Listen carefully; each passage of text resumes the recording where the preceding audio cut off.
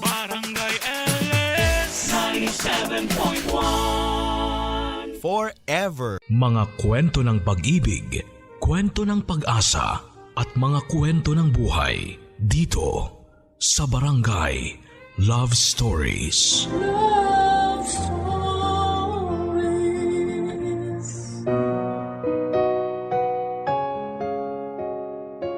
Ang respeto ay hindi lang dapat na ibinibigay sa kapwa natin. Dahil sa lahat ng oras, hindi ito dapat na mawala para sa ating sarili kung gusto nating irespeto rin tayo ng ibang tao. Ikaw, kapuso, hanggang saan ang kaya mong gawin para sa taong mahal mo? Kung hindi natin kayang respetuhin ang ating sarili, mawawalan din ng dahilan ang ibang tao na irespeto tayo. Ang respeto kasi parang pagmamahal na kailanman ay hindi natin dapat na ipinagdadamot sa ating sarili. Ang sulat na babasahin natin ngayong araw ay pinadala ng ating kabarangay na si Aya. Isang babaeng walang ibang ginawa kung hindi ang magmahal lang ng totoo. Kaya naman dumating siya sa punto na halos nakalimutan niyang pahalagahan ang kanyang sarili. Ang palagi lang kasi niyang iniisip ay kung paano magiging masaya ang taong minamahal niya. Hanggang sa dumating ang araw na siya na mismo ang makaramdam na hindi na tama ang pagmamahal na ibinibigay niya sa kanyang karelasyon. At kung kailan handa na siyang piliin ang sarili niya, saka naman siya mahihirapan dahil ayaw na siyang pakawalan ng karelasyon niya. Gusto mo na bang makilala si Aya at marinig kung paano siya nagsakripisyo para lamang sa taong mahal niya? Handa ka na bang mainis at maiyak sa kwento ng buhay niya? Kagaya ka rin ba niya na todo-todo kung magmahal? Yung tipong wala nang tinitira na pagmamahal at respeto para sa sarili mo? O mas pipiliin mong makalaya sa isang relasyon na ikaw na lang mag-isa ang nag-e-effort? Si Aya kaya, paano niya na-realize na mali na ang paraan niya ng pagmamahal? Nagsisi kaya siya na sarili naman niya ang pinili niya kesa sa taong mahal niya? Malalaman natin ang landas na pinili niya dito sa mga kwento ng pag-ibig, buhay at pag-asa sa nangungunang Barangay Love Stories. Dear Papa Dudut, kapag nagmahal tayo ng ibang tao ay hindi natin sila dapat na minamahal ng higit pa sa ating sarili. Dahil pwedeng unti-unti nating makalimutan na irespeto ang sarili natin kapag sinimulan na nating paikutin ang ating mundo sa ibang tao. Magandang araw Papa Dudut at sa mga kagaya ko na palaging nakikinig sa live stream ng inyong programang Barangay Love Stories. Itago niyo na lamang po ako sa pangalang Aya. 25 years old, taga Negros Occidental at nagnenegosyo ng mga beauty product. Matagal niyo na rin po akong tagapakinig at dahil halos lahat ng kwentong inyong iniere ay talaga namang nakapag-iiwan ng malaking aral sa buhay. At dahil alam ko na may aral din itong kwento ng buhay ko ay naisipan ko na itong ibahagi sa inyo. Nasa first year college ako Papa Dudut nang makilala ko si Jed. Magkaiba kami ng kurso pero may ilang subject na magkaklase kami. Madalas siyang tumatabi sa akin kaya naging close din talaga kaming dalawa. Hanggang sa niligawan na niya ako at sinagot ko rin naman siya bago matapos ang second semester namin sa first year. Siya kasi talaga yung tipo ng lalaki Papa Dudut na matangkad, gwapo at active sa mga sport activity. Kaya hindi ko na rin pinatagal noon ang panliligaw niya sa akin. At dahil hindi pa pwede kay mama na mag-boyfriend ako, pinakilala ko lang si Jed noon bilang kaibigan at kaklase ko. Mabait namang boyfriend si Jed, makulit siya at palabiro kaya tumagal din ang halos 2 taon noon ang relasyon namin Papa Dudut.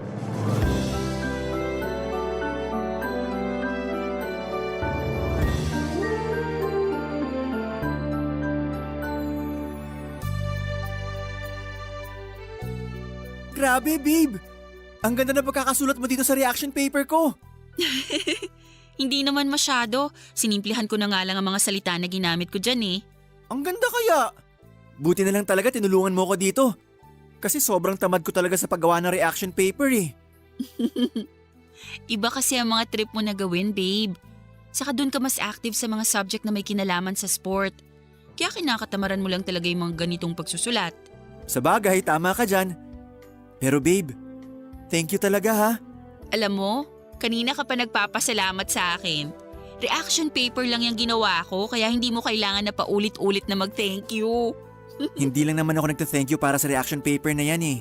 Eh para saan pa? Para sa pagiging best girlfriend mo sa akin. I love you, babe. I love you too, babe. Sobra. Pakis nga.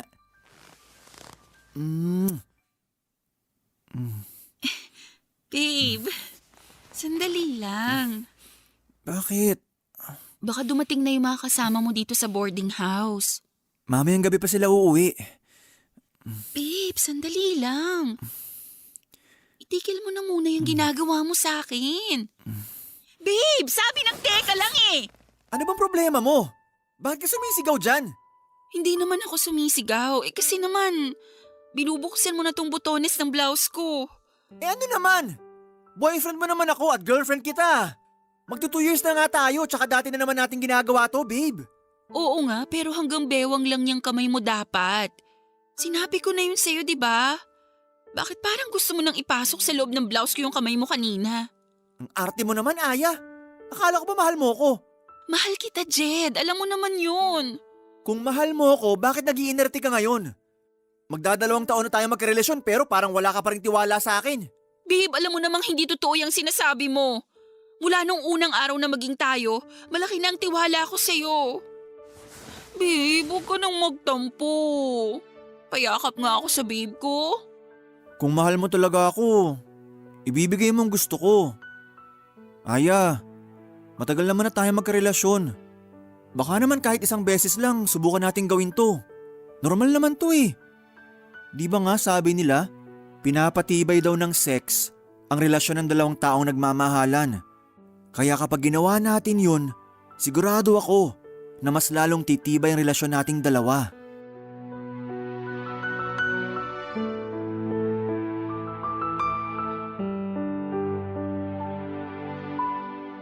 Papadudod, sinubukan ko pang tumanggi sa gustong mangyari ni Jed ng araw na yon. Pero tuluyan na rin akong bumigay at sinuko ang aking bataan sa kauna-unahang lalaking tinibok ng puso ko. At pagkatapos naming gawin ni Jed ang bagay na yon, mas naramdaman ko ang pagmamahal niya para sa akin. Siguro kasi nag-iba rin ang higpit ng yakap niya sa akin ang mga oras na yon. At kita ko sa mukha niya na sobrang natuwa siya dahil binigay ko na ang matagal na niyang hinihingi sa akin, ang aking buong sarili. Ang sabi ni Jed ay isang beses lang naming gagawin yon, Papadudot. Isang beses lang kaming magsisiping dahil gusto niya lang daw talagang mas pagtibayin nito ang relasyon naming dalawa. Kaya lang sa tuwing magkasama kami sa boarding house niya at walang ibang tao doon, kung hindi kaming dalawa lang, ay madalas niya akong kinukulit na gawin namin ang bagay na yon. Ayoko na rin sanang ulitin namin yon pero hindi ko siya matanggihan. Lalo na kapag nagtatampo na siya. Kaya ilang beses na rin namin ginawa ang pagsisiping sa boarding house nila o kaya sa mumurahing hotel na pinupuntahan namin. May mga motel kasi siyang alam na tumatanggap ng mga nagche-check-in kahit mga estudyante pa lamang o naka-uniform pa. Kaya tuwing once rin namin ay hindi pwedeng kay Jed na walang mangyayari sa aming dalawa, Papadudot. Happy 2nd anniversary, babe! Happy anniversary din, babe. Thank you kasi pumayag ka na dito tayo sa motel mag-celebrate ng anniversary natin. Syempre naman, request mo to eh. Sa kabuti na lang din, isa lang ang klase ko ngayon. Kaya mas mahaba ang oras na magkasama tayong dalawa. Babe, sana hindi ka magsawa sa akin ha? Bakit naman ako magsasawa sa'yo? Mahal na mahal kita. Wala lang. Natatakot lang ako na mapagaya tayo sa iba na pagkatapos ng ilang beses na may nangyari sa kanila, bigla na lang silang naghihiwalay. Huwag kang mag-alala. Hindi ako kagaya ng mga nababasa mo sa pocketbook o napapanood mo sa teleserye. Na pagkatapos makuha ang gusto niya sa isang babae, bigla na lang mangiiwan sa ere. Ang tagal na kaya nating dalawa. At sigurado na ako na ikaw na talaga ang babaeng gusto kong pakasalan at makasama sa habang buhay. Talaga, babe? Oo, mahal na mahal kita eh. Ako rin. Sobrang mahal kita, babe. Yan ang gusto ko sa iyo eh. Yung palagi ko naririnig kung gaano mo ako kamahal. Basta babe, magtiwala ka lang sa akin ha. Promise, hindi ako mawawala sa buhay mo. Ang sarap naman pakinggan nun, babe. Pakiramdam ko tuloy. Sobra mo talaga akong mahal. Yun ang totoo babe. At hindi na magbabago yun kahit kailan. Kiss ko nga yung maganda kong babe. Ay, teka. Oh, Munti ko na makalimutan to. babe, ano yung ginagawa mo? Lagay ko lang tong cellphone ko dito malapit sa atin. Pero bakit? Kasi gusto ko makuna ng video tong gagawin natin. Babe, ayoko ng ganyan. I-off mo na yung cellphone mo. Ngayon ko lang naman gagawin to, pagbigyan mo na ako. Pero ayoko nga ng ganyan. Hindi nga ako komportable na mapanood ang sarili ko sa video eh. Tapos ire-record mo pa tong ginagawa natin? Eh di wag mong panoorin to, babe. Ginagawa ko lang naman to kasi second anniversary natin ngayon. Gusto ko lang ng souvenir sa espesyal na araw na to. Pwede naman na ibang video na lang ang kunan mo sa ating dalawa. Huwag na tong ginagawa natin dito sa kama o sa loob ng motel. Baka mamaya kumalat pa yan eh. Bakit naman to kakalat? Wala ka pa rin ba talagang tiwala sa akin hanggang ngayon? Ano bang akala mo, babe? Ipagkakalat ko tong video nating dalawa? Grabe ka naman mag-isip sa akin. Hindi naman sa ganun. Nag-aalala lang ako na kung anong pwedeng mangyari na hindi maganda. Ang dami-dami nating napapanood sa balita tungkol sa kumakalat na malaswang video. At ayoko na mangyari sa atin yun. Hindi mangyayari yun sa atin, basta magtiwala ka lang. Para lang naman sa mga mata ko tong video na i-record ko. Gusto ko lang na may maisave ako na kakaiba at magandang alaala nating dalawa. Siyempre, espesyal tong araw na to para sa akin, babe. Kaya pumayag ka na, please. Ngayon lang to sa anniversary natin. Promise. Sige na nga. Basta ilayo mo na lang yung cellphone mo. Kasi naiilang talaga ako na may camera na nakatapat sa ating dalawa ngayon eh.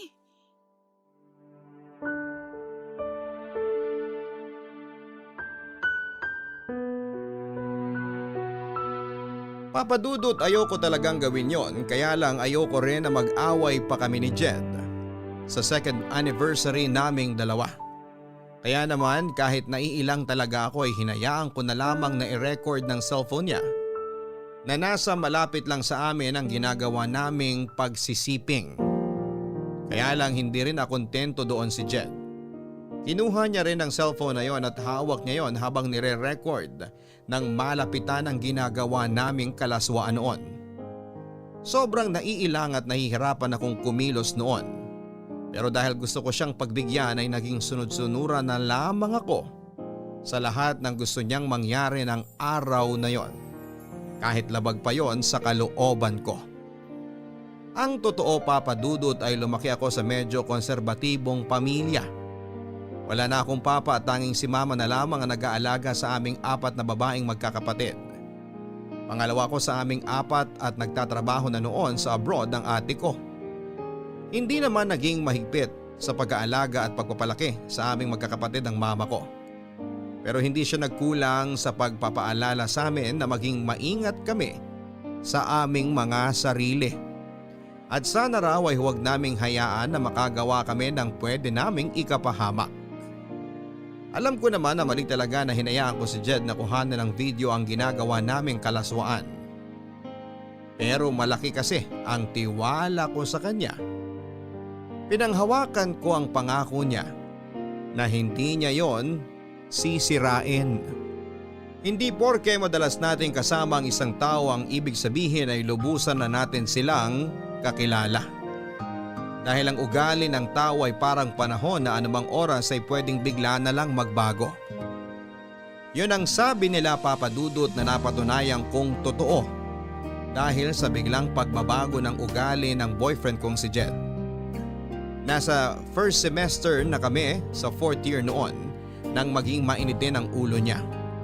Madalas na malate lang ako ng konti sa date namin ay sinisigawan na kaagad niya ako o nagwo-walk out siya. May mga oras din na nakapagbibitaw siya ng masamang salita sa akin. O kaya ay minumura niya lang ako bigla kahit pa sa harapan ng maraming tao kapag nababad trip siya. Kahit nga rin sa tawag o text ay palagi ako nakakatanggap ng mura sa kanya. Naging madalas din ang pagsiselos niya kahit makita niya lang na may kausap akong lalaking kaklase ko. Ewan ko ba Papa Dudut, alam ko namang may problema sa ugali noon si Jed at sa relasyon naming dalawa pero tiniis ko pa rin ang lahat ng yon. Ayoko kasi siyang mawala sa akin at ayoko na matapos ang relasyon naming dalawa.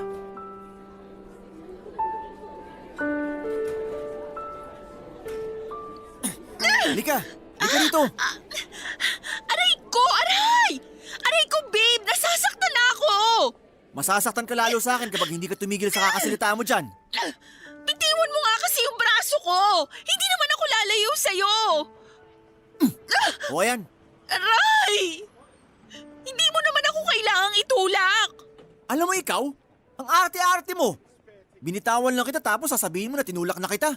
Ano na naman ba kasing problema mo at parang sa akin mo binubunton niyang init ng ulo mo? Hindi ko binubunton sa iyong init ng ulo ko. Dahil ikaw mismo nagpapakulo ng dugo ko ngayon sa galit. Ano na naman bang ginawa ko sa'yo? Ano, Aya? Maang-maangan ka na naman talaga dyan? Jed naman eh. Sabihin mo na lang kasi sa akin kung ano man yung kinakagalit mo. Para hindi na ako naguguluhan dito. Ang galing mo rin talaga umarte, no? Akala mo ba hindi kita nakita kanina sa kantin? Nakikipagharutan ka kay Albert. Ako? Nakikipagharutan sa kanya? Bakit ko naman gagawin yun? Jed, kaya lang naman kami magkasama ni Albert. Kasi kagrupo namin siya ni Tess sa thesis namin. Ayan! Diyan yung nag-uumpisa, di ba? Yung kunwari gagawa kayo ng thesis. Pero ang totoo, naglalandian na kayong dalawa. Saan mo ba napupulot yung mga sinasabi mo na yan? Bakit? Hindi ba totoo? Siyempre hindi. Bakit ko naman gagawin yun? Boyfriend kita. At malaki ang respeto ko sa relasyon nating dalawa. So kapag hindi mo pala ako boyfriend, plano mo talagang landiin yung Albert na yon? Jed naman, ano ba? Saan ba talaga pupunta tong usapan na to? Tapatin mo nga ako, Aya. Type mo si Albert kaya lagi ka nagpapakyut doon, no? Ano na naman ba yung sinasabi mo? Alam mo, hindi na kita maintindihan. Saka yung takbo ng utak mo kasi... Aray ko, Jed! Bakit mo naman ako sinampal? Kasi isang tanong lang ang binigay ko, pero ang dami mo nang sinabi. Aya! Ano ba nangyayari dito? Wala, Tess. May pinag-uusapan lang kami ni Jed. OMG! Bakit dumudugo yan labi mo? Sinaktan ka na naman ba ng walang yang to? Pwede ba, Tess? Huwag ka nga makialam sa pag-uusap namin ng girlfriend ko. Hindi ako makikialam kung hindi mo siya sinasaktan. Tess, tama na yan. Hindi naman talaga ako sinaktan ni Jed. Talaga? Hindi? Kahit ang pula ng pisngi mo at may sugat pa yung labi mo? At ikaw naman, Jed, kung gagawin mo lang punching bag tong kaibigan ko, mabuti pa umalis ka na lang dito. Alam mo, Tess, napaka-pakialamera mo talaga. Mabuti pa nga na magsama na lang kayo ng kaibigan mo. Diyan na kayo. Jed, sandali! Hindi pa tayo tapos mag-uusap. Ay, ano ba? Sinaktan ka na nga ng lalaking yan tapos gusto mo pang habulin? Tess naman eh. Bakit kasi nakialam ko pa sa pag-uusap naming dalawa? So ngayon, kasalanan ko pa pala na concerned ako sa'yo. Wow ha? Alam mo, Aya, nakakalimutan mo na yatang tao ka at hindi bagay na tagasalo ng galit, inis o pananakit ng gagong boyfriend mo na yan, ha? Kung mahal mo yung boyfriend mo, huwag mo naman sanang kalimutan na mahalin at irespeto yung sarili mo para lang dyan sa lalaki na yan.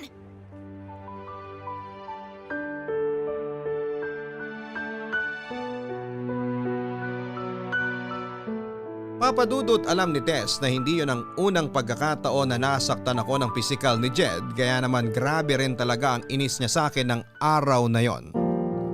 Ilang beses na niya kasi akong pinayuhan na hindi na raw healthy ang relasyon namin kaya dapat ay makipaghiwalay na ako dito. Pero ilang buwan ko pang tiniis ang ugali na yun ni Jed. Wala mahal ko talaga siya. At malaking bagay din talaga yung si Jed, ang kauna-unahang lalaking nakasiping ko. Aaminin ko na ang iniisip ko noon kaya ayaw ko makipaghiwalay sa kanya ay wala ng ibang lalaki ang magkakagusto sa akin kasi nga hindi na ako virgin.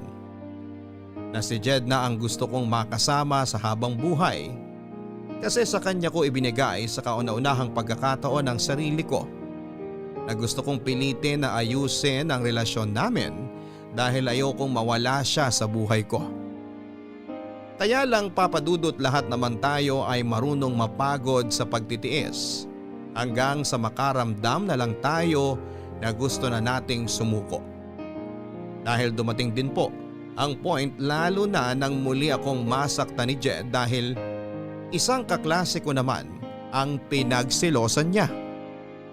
Nasampal niya ako kasunod ng malulutong na mura at masasakit na salita. Kaya na mga oras na yon ay hindi na ako nakapagpigil at tinapos ko na ang relasyon naming dalawa. Nakita ko ang biglang pagbabago noon sa mukha niya na parabang nagulat siya at nagsisi sa ginawa niya sa akin. Pero dahil pagod na akong magtiis, hindi ko na siya binigyan pa ng isang pagkakataon na ayusin ang relasyon namin, Papa Dudut.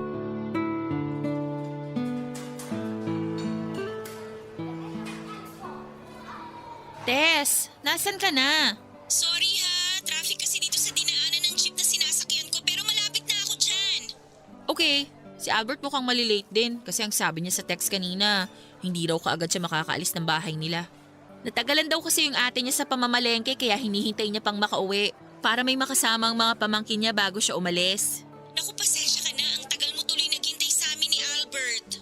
Ayos lang, sisimulan ko na rin munang i-edit yung mga dapat na ayusin para sa thesis natin. Para pagdating nyo, ipapabasa ko na lang sa inyo. Okay, text kita kapag nakababa na ako ng jeep. Sige, ingat ka. Bye! Babe, Anong ginagawa mo dito, Jed? Saka paano mo nalaman kung nasan ako ngayon? Sinusundan mo ba ako? hindi. May pinuntahan lang ako dyan sa malapit tapos nakita kita dito kaya nilapitan kita. Babe, please. Mag-usap naman tayo kahit saglit lang. Wala akong oras sa'yo, Jed. Malapit na ang deadline ng thesis namin kaya kailangan naming asikasuhin to. Saka pwede ba? Break na tayo kaya tigil-tigilan mo na yung pagtawag sa akin ng babe. Okay, fine. Hindi na kita tatawagin, babe. Pero please naman, wag mo na akong i-block sa Facebook o sa ibang social media account mo. Account ko yon kaya gagawin ko ang lahat ng gusto ko. Aya, hindi mo na ba talaga ako kayang bigyan ng chance? Ilang beses na kitang pinagbigyan noon at sinabi ko na kung anong problema sa'yo at sa relasyon nating dalawa.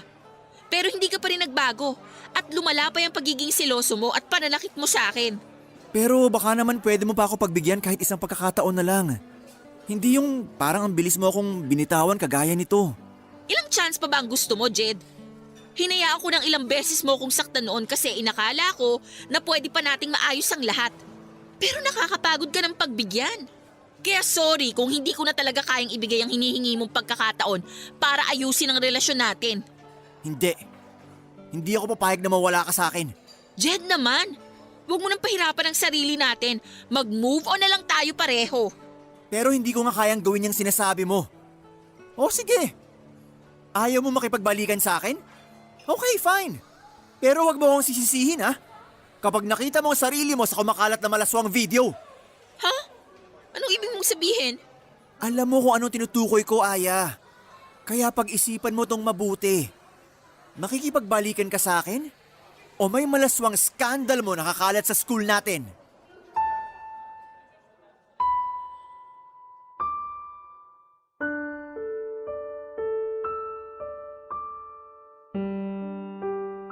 Papadudot, hindi na ako nakasagot sa tanong na yon ni Jed sa akin. Bigla na kasi akong kinabahan. Kaya wala na rin akong makapa na salita noon. Hanggang sa dumating na si Tess na dahilan para bigla nang umalis si Jed sa harapan ko. Gusto pa sana siyang habulin at awayin ni Tess pero sinabi ko sa kanya na hayaan na lang na umalis si Jed dahil wala naman siyang ginawang masama sa akin.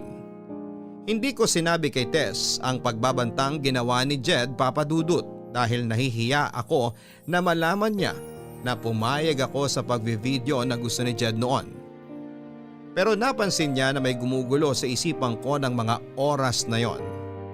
Nang tanungin niya ako tungkol doon ay sinabi ko na wala lang yon, kaya huwag na akong alalahanin pa. At nang dumating ang isa pa naming kagrupo sa thesis na si Albert ay pinilit ko ang sarili ko na mag-focus sa dapat naming gawin at pag-usapan na tatlo. Sobrang hirap, Papa Dudut, dahil sobrang nag-aalala ako na baka totohanin ni Jed ang pagbabanta na ginawa niya sa akin ng araw na yon. Nang makauwi ako ng bahay, Papa Dudut, ay hindi pa rin maalis sa isipan ko ang pagbabanta ni Jed tungkol sa video na ginawa naming dalawa. Pero pilit kong kinumbinsi ang sarili ko na hindi naman siguro gagawin ni Jed na ikalat ang video na yon dahil naniniwala ako na kahit papaano ay may respeto at pagmamahal pa rin siyang natitira para sa akin. Kaya lang, Papa Dudut, hindi pa rin siya huminto sa panggugulo sa akin. Kapag nakikita niya akong walang kasama sa school, ay nilalapitan niya ako at pilit na kinakausap. Gumagamit din siya ng mga dummy accounts sa Facebook para ma-message niya ako at sinasabi niya na balikan ko na siya. Sinubukan ko na pakiramdaman noon ang sarili ko, Papa Dudut, kung may pagmamahal pa ba akong nararamdaman kay Jed na pwede kong gawing dahilan para balikan siya. Kaya lang, wala na talaga. Sadyang napagod na ang puso ko noon na mahalin siya kaya nagmatigas ako sa desisyon ko na hindi muli pang makipagbalikan pa sa kanya.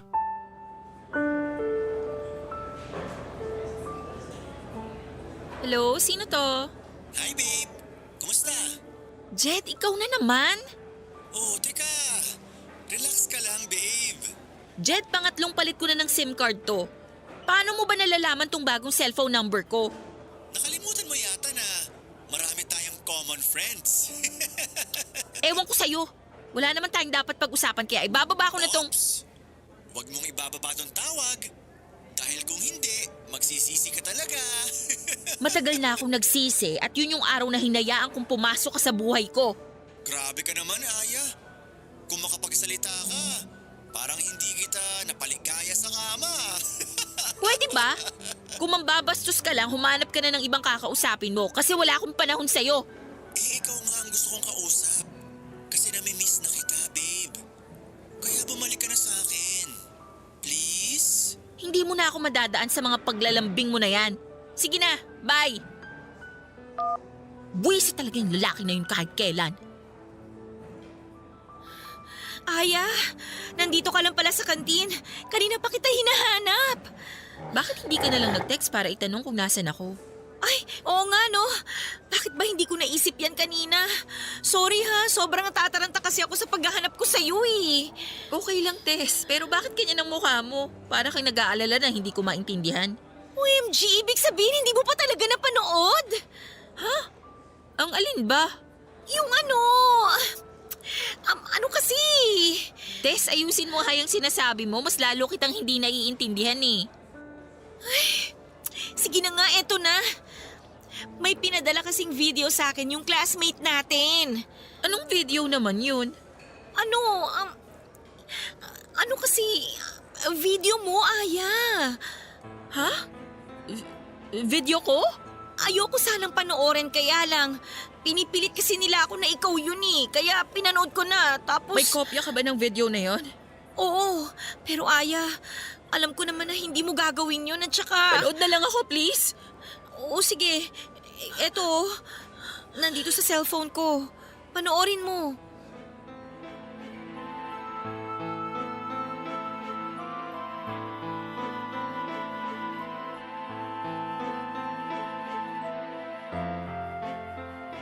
Halos maiyak ako nang makita ko ang sarili ko sa video na pinapanood sa akin ni Tess, Papa Dudut. Tinotoo pala talaga ni Jed ang ginawa niyang pagbabanta sa akin na ipagkakalat niya ang video ko. Ang malaswang video na kinuhanan ni Jed noong magkasama kaming dalawa sa isang motel. Kaya lang sa video na yon, Papa Dudut, halos mukha at katawang ko lang ang kita dahil edited na yon. At pakiramdam ko noon ay bigla na lang akong pinagtinginan sa loob ng kantin at pinagbubulungan kahit naka-earphone naman ako ng mga oras na yon. Bigla tuloy akong umalis ng kantin at pumunta na lamang sa may likod ng gym kung saan ay sinundan naman ako ni Tess. At dahil itinuring ko siyang totoong kaibigan ay pinagtapat ko na sa kanya noon na ako talaga ang nasa malaswang scandal na yon. At si Jed pa ang kumuha ng video. Sinabi niya na kailangan daw na magsumbong na ako sa mga pulis para maaksyonan daw ang ginawa sa akin ni Jed. Pero syempre hindi ako sumang-ayon, Papa Dudut, dahil una sa lahat, ayokong malaman ni Mama ang ginawa kong kalaswaan, Papa Dudut.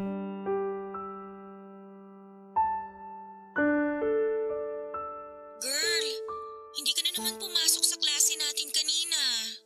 Masama kasi yung pakiramdam ko pero medyo okay naman na ako ngayon. Sigurado ka ba na ayos ka lang? Oo, wag ka mag-alala sa akin kasi nandito lang din naman ako sa bahay. Paano naman ako hindi mag-aalala sa'yo? 2 araw ka nang hindi pumapasok sa mga klase natin. Oo nga pala, Aya. Sinabi sa akin ng advisor natin na gusto ka raw niya makausap tungkol doon sa kumakalat na video mo. Mukhang hindi na rin talaga ako makakabalik pa sa school. Alam naman kasi natin na hindi nila tinotolerate yung ganitong issue sa isang estudyante. Expulsion din ang diretso ko dahil sa ginawa ni Jen sa akin. Baka naman may iba lang siyang gustong sabihin sa'yo. O kaya kailangan lang niya ng paliwanag mo tungkol dun sa video. Sabi ko naman sa'yo isumbong mo na siya sa advisor natin o kaya sa mama mo para maturuan ng leksyon yung Jed na yan. Alam mo naman na hindi ko kayang gawin yan. Kasi ayoko malaman ni na Mama ang nangyari sa akin o yung tungkol sa kumakalat ko na video. Nakakainis lang kasi ang kakapalan ng mukha ng ex-boyfriend mo. Dapat siyang ma-expel dito sa school natin. Ay, pero Aya, ito payo ko lang naman sa'yo ha. Siguro sabihin mo na sa mama mo kaysa naman sa iba pa niya malaman yung nangyayari sa'yo ngayon. Ewan ko, Tess. Bahala na. Sige na, ibababa ko na tong tawag kasi kailangan ko na rin magluto para sa hapunan namin. Okay, sige. Basta tawagan mo ako kapag kailangan mo ng kausap ha. Oo, salamat. Bye.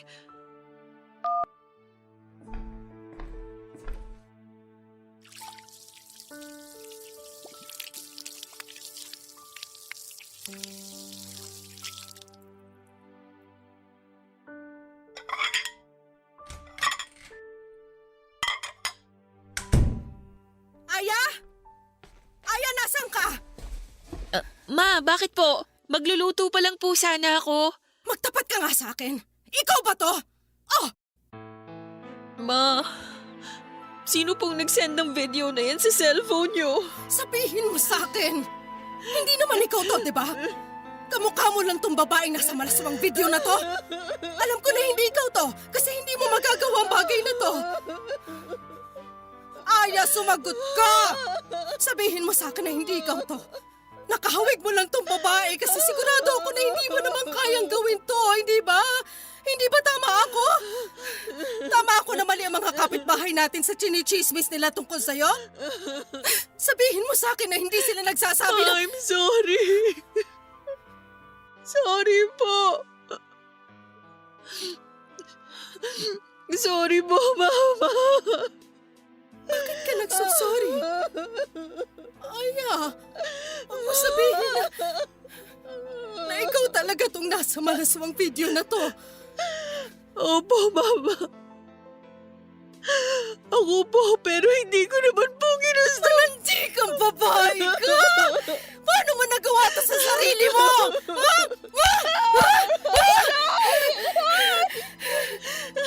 Ilang ulit ko kayong pinapaalalahanan ng mga kapatid mo na huwag gumawa ng kalokohan dahil puro babae kayo.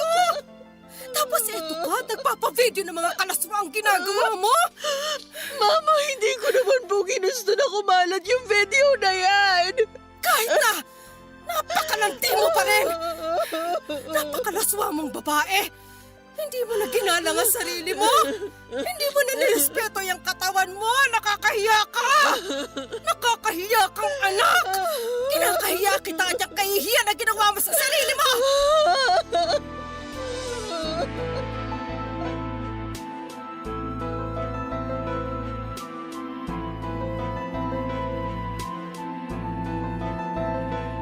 Papadudot yon ang kauna-unahang pagkakataon na nasaktan ako ni mama ng pisikal at mapagsabihan ng masasakit na salita.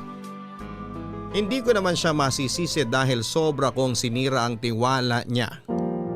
Sinubukan ko siyang yakapin habang paulit-ulit akong humihingi ng tawad sa kanya. Pero pilit niya lang akong tinutulak hanggang sasabihin niya na huwag na raw akong lalabas ng bahay dahil kinakahiya niya raw na may anak siyang malaswa ang pag-uugali. Doon ko nalaman, Papadudot, na hindi lang pala sa mga kaklase ko si Nen ni Jed ang skandal ko, kung hindi pati na rin sa mga pinsang ko na nakilala niya noon. Kaya kumalat na rin yon pati na sa iba pa naming kamag-anak at pati na rin sa mga kapitbahay namin. Pinagkalat niya ang video ko gamit ang kanyang dummy account sa Facebook. Sinubukan kong tawagan si Jed pero hindi na niya sinasagot ang tawag ko. Gusto ko kasing makiusap sa kanya na hinto na niya ang ginagawa niyang pagpapakalat ng video. Gulong-gulo na talaga ang isipan ko kung ano ang dapat kong gawin noon, pero dahil alam ko na masyado nang mabilis ang pagkakalat ng balita, alam ko rin na hindi ko na mapipigilan pa ang pagkalat ng skandal ko sa social media at iba't ibang panig ng mundo, Papadudot. Mula nang malaman ni mama ang tungkol sa kumalat na skandal ay hindi na ako halos nakalabas ng bahay, Papadudot. Hindi dahil sa ayaw ni mama na lumabas ako, kung hindi dahil ako mismo ang nahihiya sa nangyari. Pakiramdam ko kasi lahat ng taong nakakakilala sa akin ay alam na ang tungkol sa skandal ko. Hindi na rin talaga ako pumasok sa school noon dahil alam ko na lahat ng estudyante doon ay napanood na ang malaswang video ko at pwede rin na ma-expel ako dahil sa issue na yon. At nag-deactivate na rin ako ng social media account ko dahil napuno na ng mga message na tungkol sa skandal ang inbox ko. Nang makausap ko naman ang ate ko na nasa abroad ay halos maiyak din siya sa galit habang pinagsasabihan ako, Papadudot. Wala naman akong ibang nagawa noon kung hindi ang paulit-ulit na mag-sorry sa kanya. Si mama naman ay hindi na rin ako masyadong kinikibo sa bahay. At hindi ko rin masyadong kinakausap noon ang dalawa kong kapatid. Pareho silang nasa high school noon kaya alam ko na aware na rin sila tungkol sa video ko. Papadudot, gusto ko na rin talagang maglayas noon pero wala naman akong alam na ibang pwedeng puntahan. Kaya naman kinulong ko na lamang ang sarili ko sa lungkot at pagsisisi sa loob ng kwarto.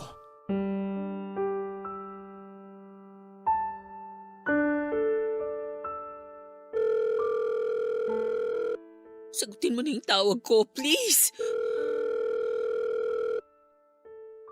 Oh, babe! Napatawag ka! Na-miss mo ako? Walang hiya ka, Jed!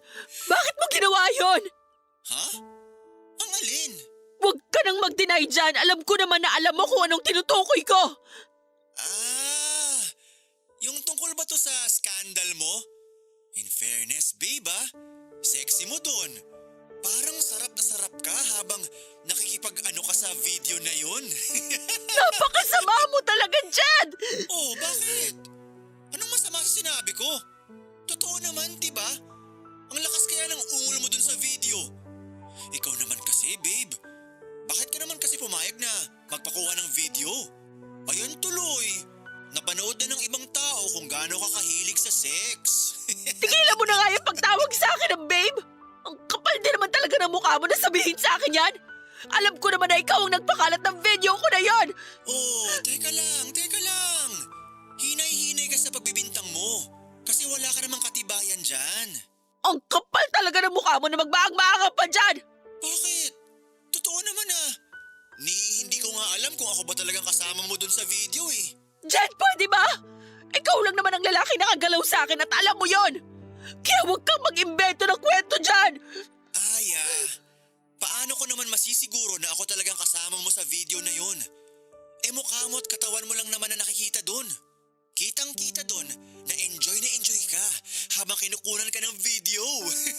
Pinilit mo lang ako na pumayag, kaya pwede ba? Tigilan mo na yung pag-iimbento mo ng kwento! Kung napilitan ka lang talaga, bakit ang lakas ng ungol mo dun sa video? Hindi ba dapat nagpupumiglas ka? Sumisigaw ka ng, tama na po, huwag niyo na po akong kunan ng video.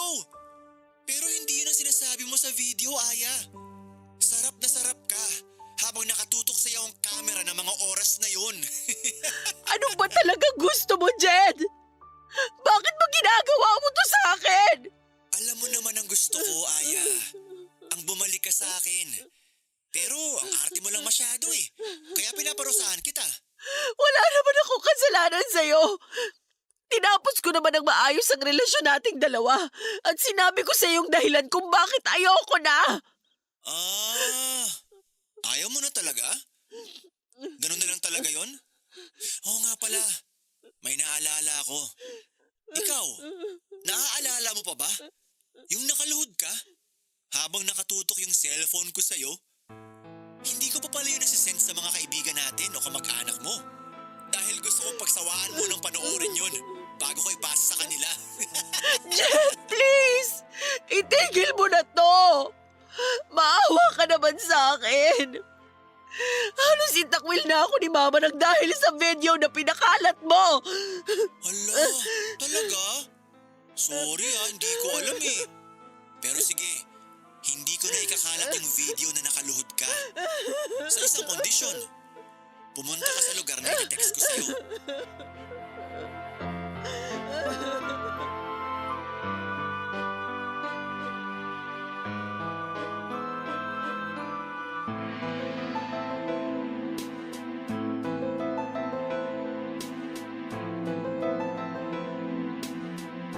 Papadudot gustong makipagkita ni Jed sa akin sa isang motel para raw makapag-usap kami.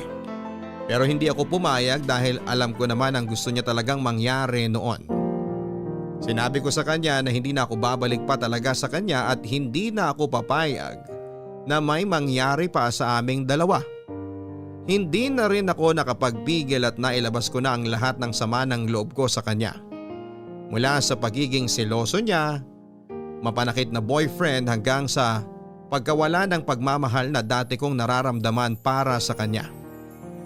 Naramdaman ko rin ang galit niya noon sa boses niya at muli akong pinagbantaan na ipagkakalat niya ang isa ko pang malaswang video. Nagtapang-tapangan ako at sinabi ko na hindi ako natatakot sa kanya.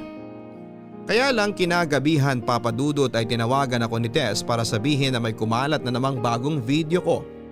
At yun nga yung tinutukoy ni Jed na nakaluhod ako sa harapan niya habang kinukuhanan niya ako ng video. Hindi lang yun ang kumalat kung hindi pati na rin ang iba't ibang version ng kwento na tungkol sa pagkatao ko. Na iba't ibang lalaki raw ang kasama ko sa video na yon, na nagbebenta raw ako ng katawan kaya may ganon ngalaswang video. Na matagal na raw akong hindi nag-aaral dahil pariwara na raw ang buhay ko. At kung ano-ano pang version ng kwento na hindi naman totoo. Nalaman ko yun mismo mula kay Tess, Mama at sa mga kapatid ko. Lalo tuloy akong kinamuhian ni Mama dahil inakala niya na totoo ang mga chismis na yon. Lalo rin akong nagalit noon sa sarili ko. Pakiramdam ko noon ay pati ako ay nandidiri na sa katawan ko dahil sa video na yon. Para bang nawala na ako ng kakampi at dahilan para mabuhay dahil puro kahihiyan na lamang ang binibigay ko kina Mama. Papadudot, alam kong mali pero dahil sa sobrang na-stress at na-depress na ako sa nangyayari sa buhay ko ng mga oras na yon, ay hindi ko na napigilan ang sarili ko na subukang tapusin ang buhay ko. Nasa kwarto lang ako noon at inabot ko ang cutter mula sa pencil case ko. At doon nga ay sinimulan ko ng laslasin ang pulso ko.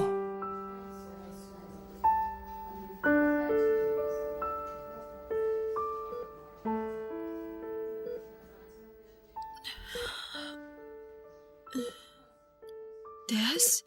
OMG, Aya! Sa wakas, gising ka na. Nasaan ako? Ano ka ba, girl? Hindi mo ba natatandaan kung anong nangyari sa'yo at anong ginawa mo sa sarili mo? Malabo yung naaalala ko. Basta sobrang sakit ng ulo ko at braso ko ngayon. Ay nako, pinagtangkaan mo lang naman na masama ang sarili mo. Mabuti na lang at naisipan kong dumalaw sa inyo kagabi kasi kung hindi, baka hindi ka katukin ng mama mo sa kwarto mo. At doon nga, nakita ka namin na wala ng malit, duguan yung mga kamay mo. Akala ko, panaginip lang ang lahat. Totoo pa rin pala. Totoong pinakalat palalo ni Jed ang skandal ko. Pero Aya, hindi mo pa rin dapat ginawa yun. Alam mo naman na malaking kasalanan sa Diyos ang pagtangkaan ng masama ang mga sarili natin, di ba? Hindi mo kasi ako naiintindihan. Dahil wala ka sa kinatatayuan ko. At hindi ikaw yung may malaswang video na kumakalat ngayon. Kahit na. Kasalanan pa rin sa Diyos yung ginawa mo. At isa pa, hindi naman matutuldo ka ng problema mo kapag ginawa mo ulit yan. Hindi ka magiging totoong payapa. Kahit kailan hindi naging sagot sa mga problema natin ang pagtangkaan ng masama ang sarili natin. Marami tayong pwedeng gawin para lang maging totoong maayos ang buhay natin. At ang kauna-unahang dapat nating gawin ay ang magpakatatag sa lahat ng pagsubok kagaya ng dumating sa'yo. Alam ko naman yun. At nagsisisi naman talaga ako sa ginawa ko sa sarili ko. Tama si Mama na dapat binigyan ko ng respeto ang sarili ko at katawan ko.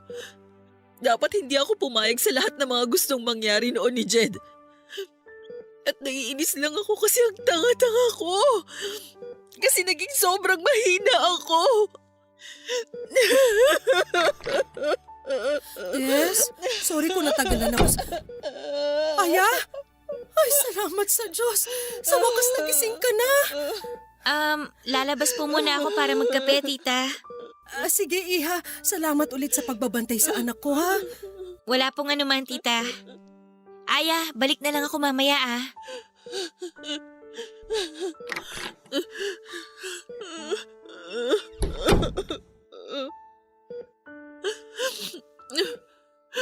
Mama, sorry po. Sorry po kasi binigyan ko na naman po kayo ng problema. Sorry po kasi nagiging pabigat na po ako sa inyo. Sorry po sa ginawa ko. Sorry po talaga. Shh! Tama na. Huwag ka nang umiyak. Wala na po akong ibang binigay sa inyo kung hindi puro problema at kahihiyan na lang po, Mama. Pero maniwala po sana kayo na nagsisisi na po ako sa lahat ng naging pagkakamali ko. Hindi po ako masamang babae kagaya ng sinasabi ng ibang tao. Hindi po totoo na kung kani-kaninong lalaki po ako pumapatol. Si Jed lang po ang naging boyfriend ko.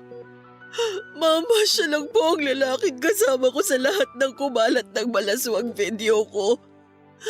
Maniwala po sana kayo sa akin. Hindi mo ako nagsisinungaling. Hindi mo ako masamang babae, Mama. Naniniwala naman talaga ako sa'yo. Nadala lang talaga ako ng galit ko kaya nakapagbitaw ako ng masasakit na salita.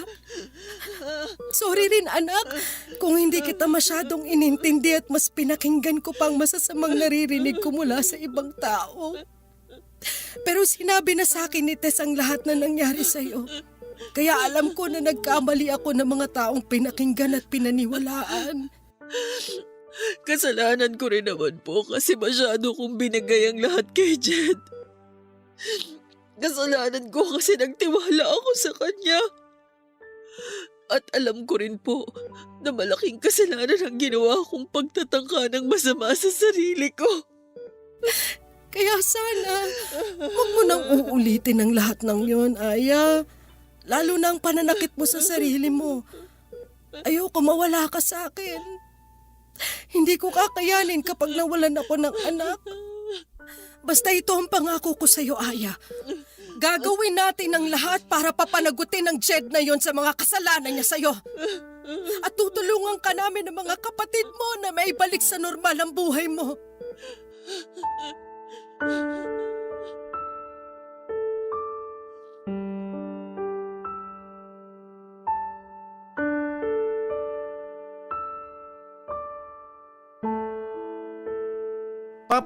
nang makalabas ako ng ospital ay naglakas loob na akong sampahan ng kaso si Jed. Gusto ko na rin kasing matapos ang panggugulong ginagawa niya sa akin noon at isa pa, pinaramdam na ni na mama sa akin noon na sosuportahan at tutulungan nila akong maibalik ang normal na buhay ko. Nang magsumbong kami sa mga pulis ay sinabi nila na kailangang mahuli si Jed sa akto ng pamba-blackmail sa akin para tuluyan namin siyang makasuhan tungkol sa pagpapakalat niya ng skandal ko. Kaya naman ang muling mag-text si Jed tungkol sa isa pang video ko na sinasabi niyang ipagkakalat niya. Sinabi ko na makikipagkita na ako sa kanya at papayag na ako sa gusto niyang mangyari.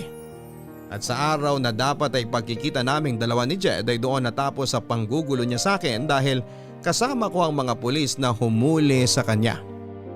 Grabe ang iyak ko nang muli kaming magkaharap ni Jed sa presinto, Papa Dudut. Saglit ko siyang nasampal, nasabunutan at nasigawan. Pati si Mama ay galit na galit din sa kanya. Pero mas nangibabaw ang mga sigaw ko noon habang kausap ko siya. Sa mahigit 2 taon kasi ng relasyon naming dalawa ay wala akong ibang ginawa kung hindi ang mahalin siya at gawin ang lahat ng gusto niya. Pero ang pagsira pa pala sa buhay ko, ang isusukli niya sa lahat ng pagmamahal na pinaramdam ko sa kanya. Hindi ko rin alam, Papa Dudut, kung tinulungan ba ako ng tadhana na mapabilis ang pagpaparusa kay Jed dahil 2 buwan pa lamang siyang nakukulong noon nang mabalitaan ko na nagkaroon ng malaking sunog sa lugar nila at natupok ng apoy ang bahay nila kasama na ang kanyang buong pamilya. Ayoko mang matuwa dahil sa nangyaring yon sa pamilya niya pero hindi ko maiwasan dahil parang karma na yon kay Jed para sa ginawa niyang pagsira sa buhay ko. Papadudot, dahil po sa dami ng problema ang kinasangkutan ko noon ay hindi na ako nakabalik pa sa pag-aaral. Nalaman na rin kasi ng advisor namin at iba pang may mga mataas na katungkulan sa university ang nangyaring gulo sa buhay ko. At balak na rin nila akong i-expel kaya ako na lang ang nag-drop out mula sa pag-aaral. Nagawa namang maipasa ni na Tess ng thesis nila kahit na wala ako sa grupo. Nasa bahay na lamang ako pero palagi naman akong kinakausap ni na Mama at ng mga kapatid ko. Palagi nilang pinaparamdam sa akin na sa kabila ng mga nangyari, nasa tabi ko lang daw sila at hindi nila ako iiwanan. At doon ko nga na-realize na mali talaga ang ginawa kong pagtatangka ng masama sa buhay ko. Dahil palagi naman akong may pamilya na pwedeng hugutan ng lakas ng loob para maging matatag. Kaya naman muli ako nagkaroon ng lakas ng loob na subukang ibalik ang normal kong buhay. Pero hindi na ako nag-aral pa, Papa Dudut. Inayos ko ang sarili ko at nagpatuloy ako sa buhay ko at nagsimula na lang ng isang negosyo. Hindi naging madali ang lahat ng ito at may mga oras noon na naririnig kong pinag-uusapan ng ibang tawang tungkol sa malaswakong skandal. Pero nagpakatatag ako at pilit kong pinakita sa lahat na ang mga taong nadadapa ay kayang bumangon at muling magpatuloy sa paglalakad. 5 taon na rin, Papa Dudut, ang nakakalipas mula na mangyari ang lahat ng ito sa buhay ko. Alam ko na nasa internet pa rin ang ibang kopya ng malalaswakong video pero wala na akong pakialam pa. Kasi hanggang ngayon ay pinagdudusahan pa rin ni Jed sa loob ng bilangguan ang ginawa niyang pagsira sa buhay ko. Hindi ko na mabubura pa ang nagawa kong pagkakamali pero ang mahalaga, hindi ko na yon uulitin pa. Maraming salamat po sa pagbabasa ng sulat ko, Papa Dudut, at sana'y makapag-iwan ng aral sa mga kapuso natin na nakinig sa aking kwento, ang storya ko. Na anumang oras lahat tayo ay pwedeng madapa at magkamali. Pero palaging may pagkakataon na muling bumangon para lumaban sa hamon ng buhay. Ang inyong forever kapuso at kabarangay, Aya. Kapag nagmahal tayo ng ibang tao ay palagi tayong magtitira ng kalahating porsyento o higit pa na pagmamahal para sa ating mga sarili. para hindi mawala ng dahilan ng ibang tao na irespeto tayo. Maraming salamat Aya sa pagbabahagi mo ng sulat mo dito sa aming programa. Hindi talaga biro ang pinagdaanan mo sa ginawa sa iyo ng dati mong karelasyon. Yung binigay mo sa kanyang lahat ng tiwala at pagmamahal mo pero ipapahama ka lang pala niya sa huli. Mabuti na lang at may mga tunay kang kaibigan at mga pamilya na hindi ka iniwang nag-iisa. Tama ka sa mga sinabi mo na sila ang dapat mong kinukuhanan ng lakas ng loob sa tuwing pakiramdam mo ay nangihina ka na. Pero sa susunod na maramdaman mo na para bang wala kang kakampi sa mundong ito ay magdasal ka lamang Aya, no? Magdasal ka at ipararamdam sa iyo ng buong may kapal. At kailanman ay hindi ka nag-iisa dahil kasama mo siya at ang paggabay niya. Mga kapuso, alam naman natin kung ano ang tama sa mali kaya kahit gaano pa natin kamahal ang isang tao, kung sadyang mali ang ginagawa o pinapagawa niya sa atin, matuto tayong manindigan sa tama at sa sarili nating desisyon. Para sa bandang huli ay hindi tayo mapahamak at wala tayong dapat na pagsisihan. Hanggang sa muli, ako po si Papa Dudut sa mga kwento ng pag-ibig, buhay at pag-asa dito sa Barangay Love Stories number 1. Mga kwento ng pag-ibig, kwento ng pag-asa at mga kwento ng buhay dito sa Barangay Love Stories. Love Stories. Forever! Forever. Nagustuhan ng iyong napakinggan? Ituloy yan via live stream sa www.gmanetwork.com/radio. Barangay LS 97.1 Mga kwento ng pag-ibig, kwento ng pag-asa at mga kwento ng buhay dito sa Barangay Love Stories. Love Stories.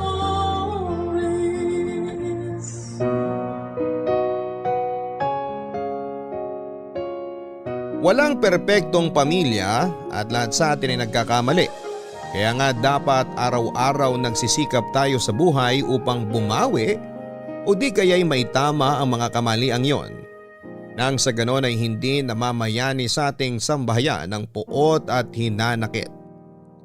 Ganyan ang eksaktong pinagdaanan ni Erin sa tampok niyang storya sa ating programa ngayong araw. Sa kanyang salaysay, ibabahagi niya sa atin ang mga hirap at pagsubok na pinagdaanan niya sa mismong tao na kinilala niyang ina. Handa ka na bang makarelate sa kanya? Alamin natin yan sa kwento ng pag-ibig, buhay at pag-asa sa nangungunang Barangay Love Stories. Dear Papa Dudut, itago niyo na lamang po ako sa pangalang Erin. 32 years old at taga Novaliches, Quezon City. Avid listener na po talaga ako ng Barangay Love Stories at ilang beses na rin po akong nag-send sa email ninyo ng life story ko. Umaasa po ako na sana ay mapili niyo po itong itampok sa programa ninyo para kapulutan ng aral at inspirasyon ng ibang tao. Papadudot, masasabi ko po na hindi madali ang pinagdaanan ko noong kabataan ko. Kung maisa sa teleserye nga ang storya ng buhay ko. Panigurado na sobrang drama po noon. Ngunit sa kabila ng lahat, tinulungan pa rin ako ng may kapal na malampasan ang mabibigat na pagsubok na ibinabato sa akin. Simula pa lang noong 10 taong gulang ako. Papadudot, lumaki naman po ako na merong kinamulatang nanay at tatay sa bahay namin. Meron din po akong 2 nakababatang kapatid dahil ako po ang panganay. Mabait po si Tatay David sa akin, Papa Dudut, pero iba ang trato sa akin ng Nanay Marinel ko habang lumalaki ako. Buong akala ko ay hindi lang talaga niya ako paborito. Hindi niyo po ako masisisi sa tuwing nag-aaway kami ng mga kapatid ko ay palaging sila po ang kinakampihan niya na para bang wala siyang pakialam sa mararamdaman ko. Akala ko ay masasanay na lamang ako pero lagi ko pong tinatanong sa sarili ko kung bakit minsan pakiramdam ko ay hindi niya ako anak tulad ng mga kapatid ko.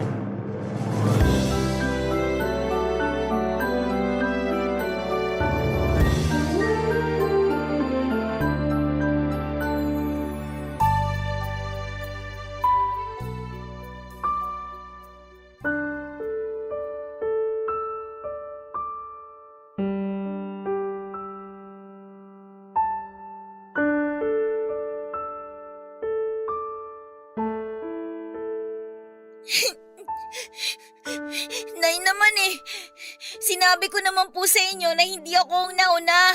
Gumanti lang po ako kasi masakit yung kurot ng kapatid ko sa akin Tingnan niyo bumakat pa nga yung kuko niya sa balat ko.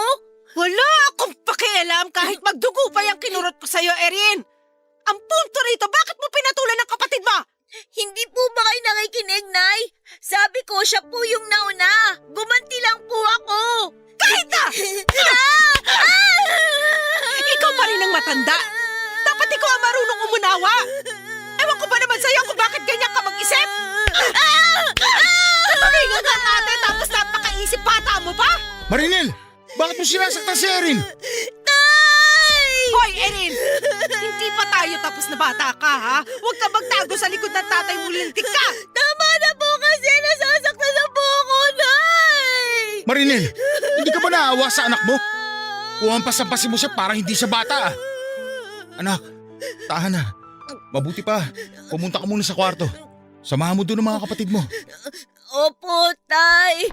Hoy, Erin! Hindi pa tayo tapos, ha? Marinel, tama na, pwede ba? Pakialamero ka kasi masyado, David. Kaya tingnan mo, hindi natututo yung panganay mo Ano ba kasi ang gusto mong matutunan ni Erin sa klase ng pagtuturo mo sa kanya? Sa palagay mo, paano siya matututo kung sinasaktan mo siya? Oo, ka naman masyado. Hoy, para sabihin ko sa'yo, hindi ko naman sinasaktan yung anak mo. Tsaka bago ka mag-alboroto dyan na parang bulkang taal, alam mo ba na pinatulan lang naman niya yung nakababata niyang kapatid? Siya tong matanda, siya tong may isip, siya dapat tong umunawa, David! Baka naman hindi sinasadya ni Erin na patulan yung kapatid niya. Kilala mo naman ang panganay natin. Mapagpasensya at hindi basta nagagalit. Sana pinagsabihan mo na lang imbis na pinalo mo, mahal. Ganun ang tamang pangangaral sa mga bata. Huwag mo nga akong tawaging mahal dyan. Naaalipad-baran ako sa'yo. Tsaka ano ba pakialam mo kung paano ko siya gustong pangaralan? Ganyan ka mag-isip, palibhasa spoiled sa'yo yang si Erin. Akala mo ba hindi ko alam ang mga sumbong ng mga kapatid niya? Kaya siya paborito marawang atin nila kaysa sa kanila? Ano? Hindi totoo yan. Wala akong paborito sa mga anak natin dahil lahat sila mahal ko. Pantay-pantay ang paikitungo ko sa kanila. Ewan ko sa'yo, David. Manang-mana sa'yo yung anak mo, palibhasa! Marinel naman! Hay, buiset! Diyan ka na nga! Isang araw na nga lang ang day off ko, nasisira pa dahil sa inyo magtatay. Magsama kayo! Pareho kayo nakakainis!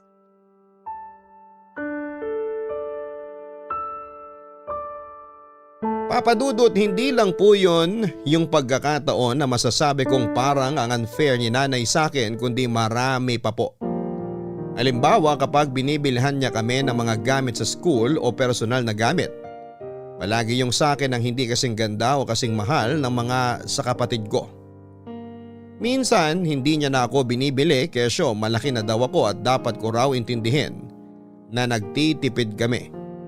Hindi naman po ako materialistic na tao, papadudot. Pero bilang bata ng mga panahon na yon ay hindi ko po mapigilang mainggit. Lalo na kapag pinagyayabang sa akin ng mga nakababata kong kapatid ang mga bago at magaganda nilang laruan at mga gamit. Nagtatrabaho po bilang yaya ang nanay ko sa isang mayamang pamilya sa Parañaque at 3 beses sa isang buwan siya kung umuwi sa amin. Samantala ang tatay po namin ang nag-aasikaso sa amin habang tumatao sa maliit na tindahan na ipinundar nila ni nanay. Mula sa ipon nito sa kanyang mga sweldo. Ikain po kasi si tatay at mahina ang resistensya, papadudot, at madalas ay hinahapo kaya napagkasunduan nila na si nanay na lang ang magtatrabaho sa labas. Kaya hindi niyo po kami masisisi kung sobrang sabik kami sa mga day off ni nanay dahil bihira lang namin siyang nakakasama. Kaso dahil nga sa malamig na pakikitungo niya sa akin, hindi ko mapigilang malungkot. Ilang beses na nag-day off po ulit si nanay ay nagkaroon sila ng pagtatalo ni tatay tungkol sa akin. Tapos hindi ko sinasadyang narinig ang pinag-uusapan nila.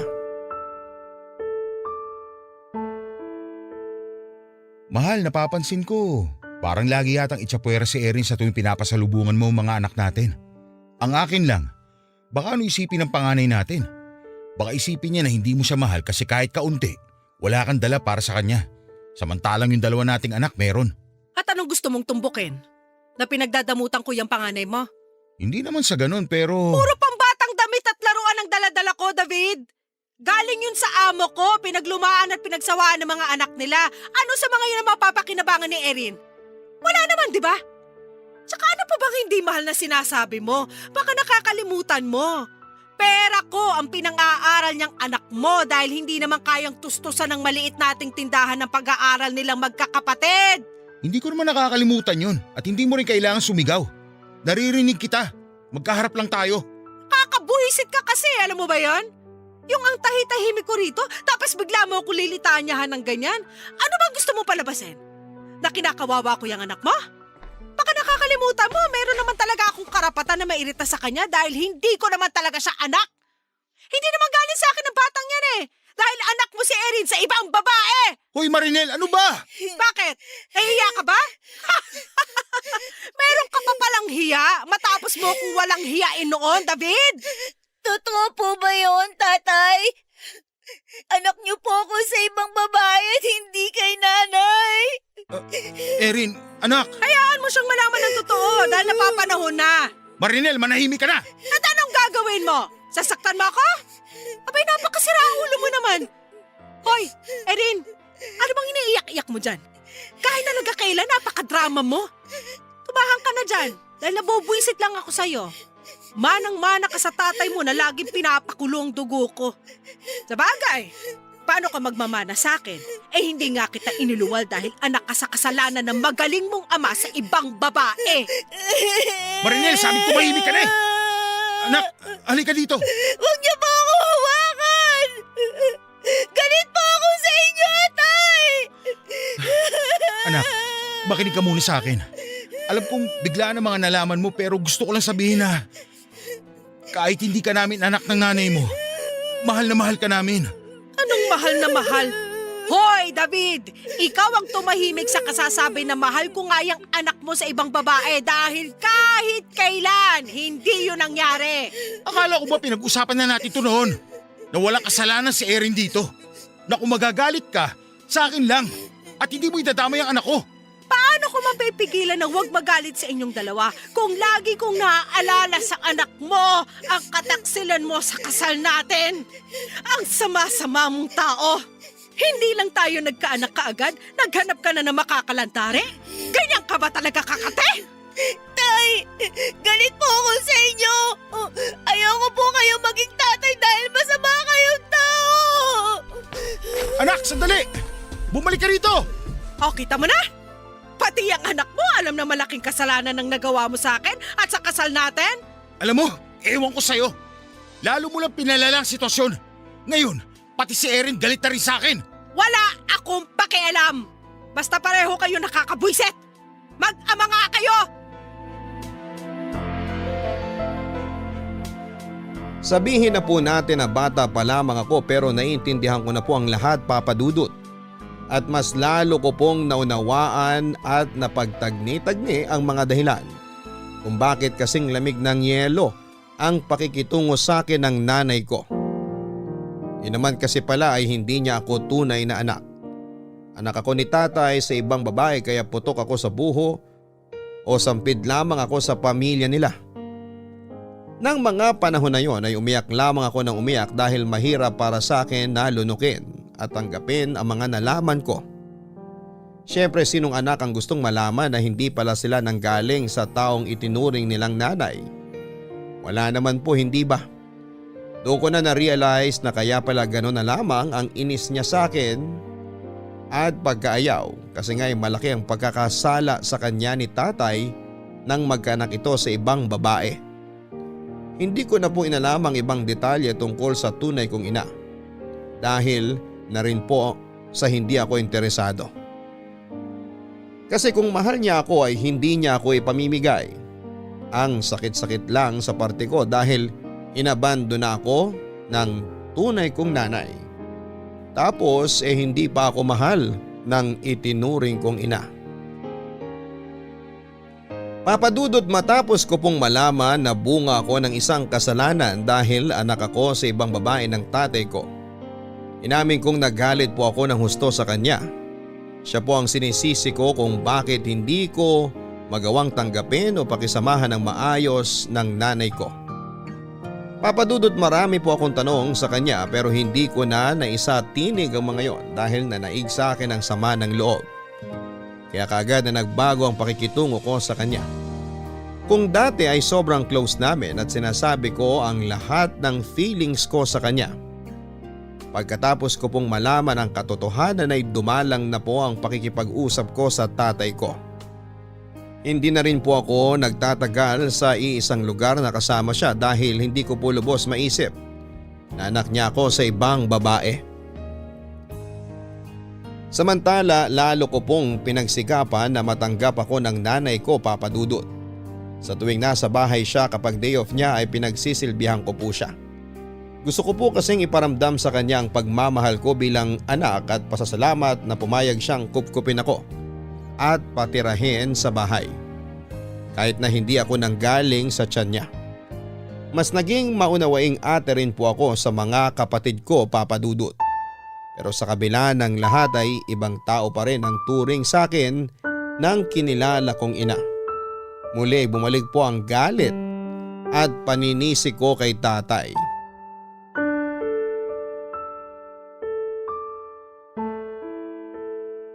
Erin, anak, nagluto ko ng paborito mong ulam.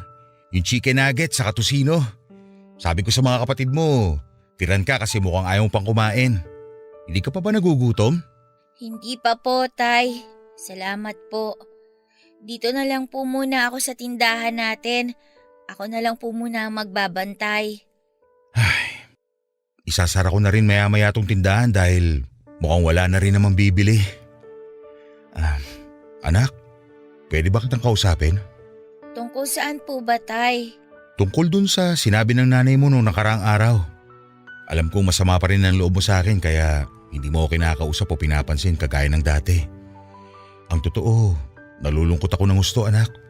Dahil hindi ako sanay na ganun kalamig ang trato mo sa tatay.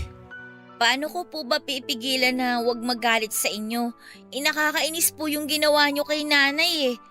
Tay, nagkaroon po kayo ng ibang babae, tapos ako yung naging anak. Ang sakit-sakit lang po isipin na hindi ko tunay na nanay si nanay.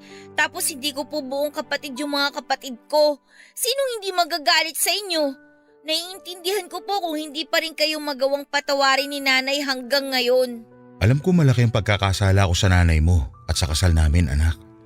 Sa maniwala ka o sa hindi, laking pagsisisi ko na nagawa ko yun sa kanya. Naging mapusok ako at padalos-dalos ako noon. Lagi akong apektado sa mga away namin noon kaya hindi na ako nakapag-isip ng tama. Nang ibigay ka sa akin ng tunay mong ina dahil hindi kanya kayang palakihin, aaminin kong magkahalong saya at takot ang naramdaman ko noon. Saya kasi sa wakas, may anak na kami ng nanay mo. At takot dahil nga baka hindi kanya tanggapin. Pero pinakiusapan ko siya. Siguro makapal na kung makapal ang mukha ko noon pero desidido na ako. Nang pumayag siyang kupkupin ka namin bilang anak, nangako ko sa sarili kong magpapakatino na ako at magiging mabuting padre de pamilya. Pero, Tay, may karapatan pa rin pong magalit si nanay kasi sinaktan niyo siya eh. At hindi pa rin po sapat yung pagsisisi niyo kasi hindi naman po nawala yung galit niya para sa atin. Kaya po pala hindi niya ako magawang tratuhin na parang anak kasi hindi naman po talaga ako galing sa kanya. Patawarin mo ako, anak. Kung pati ikaw, kailangan mo pang pagdusahan ang kasalanan ko. Hindi mo na dapat nararanasan yung ganito mga bagay kasi wala ka namang kasalanan. Sinabi ko nga sa nanay mo, sa akin na lang siya magalit at huwag ka nang idamay dahil mabait kang bata. Nakikita kong pagsisikap mo na magustuhan ka ng nanay mo kahit na hindi mo pa noon alam ang totoo. Para po sa akin, siya pa rin ang gusto kong maging nanay. Kasi tinanggap niya po ako rito sa pamamahay niya, Tay. At hindi ko po magagawang maghanap ng ibang nanay. Lalo na yung nang iwan po sa akin. Hindi naman kita pipilitin na kilalanin mo ang sarili mong ina dahil wala na rin akong balita tungkol sa kanya. Pero sana anak, wag na wag mo rin sisisihin ang sarili mo kung bakit masigit na mahal ng nanay mo mga kapatid mo kaysa sa'yo.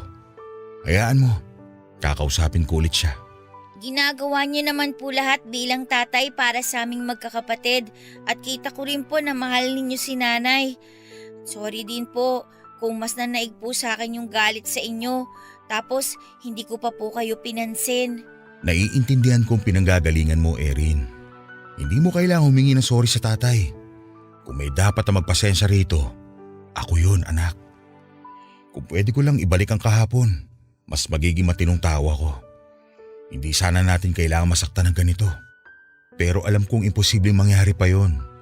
Kaya mas nagsisikap na lang ako ngayon na maging mabuting tao.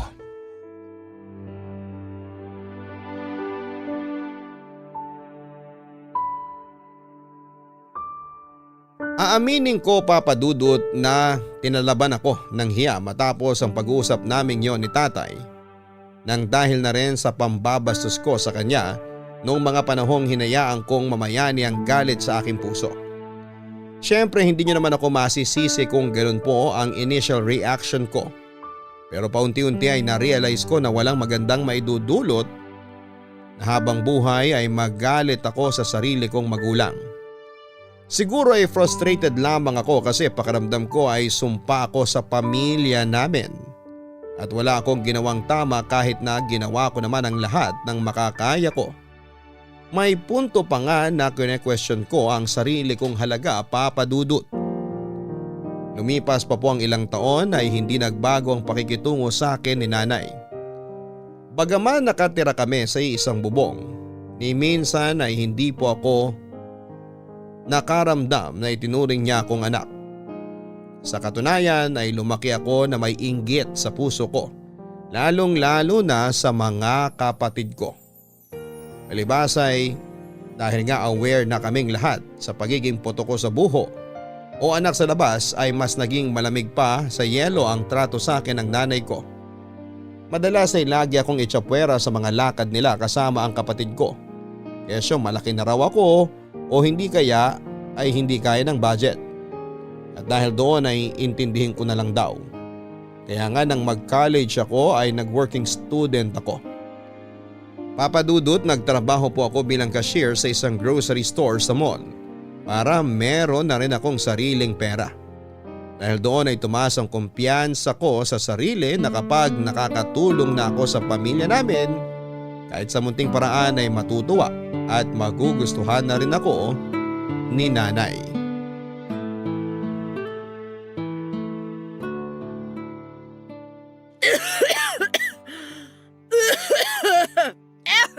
Pwesting upo naman to. Tapos sasabayan pa ng sakit ng tuhod ko. O Nay, mukhang masama na yung ubo mo ha. Ayos ka lang ba? Hetong tubig, Nay. Ayoko nga niyan! Hindi ko yung kailangan! Ay! Bakit pa kasi sa dinami-rami ng tao sa pamamahay na to, ikaw agad ang makikita ko, Erin? Pwede ba? Lumayo-layo ka nga! Naaalibad paran ako sa'yo? Nay, bakit po ba kayo nagagalit sa akin? Hindi niyo na po kailangan sumigaw dahil baka magising ang mga kapatid ko. Wala akong pakialam. Pati ba pag sigaw bawal na rin sa bahay na to? Baka nakakalimutan mo. Pamamahay ko to. Sampid ka lang dito! Nay, huwag niyo naman pong sabihin yan oh. Anong wag sabihin? Alam mo, ayos ka rin eh. Kala mo ba hindi ko napapansin na sumisip-sip ka sa akin? Masyado kang pabida.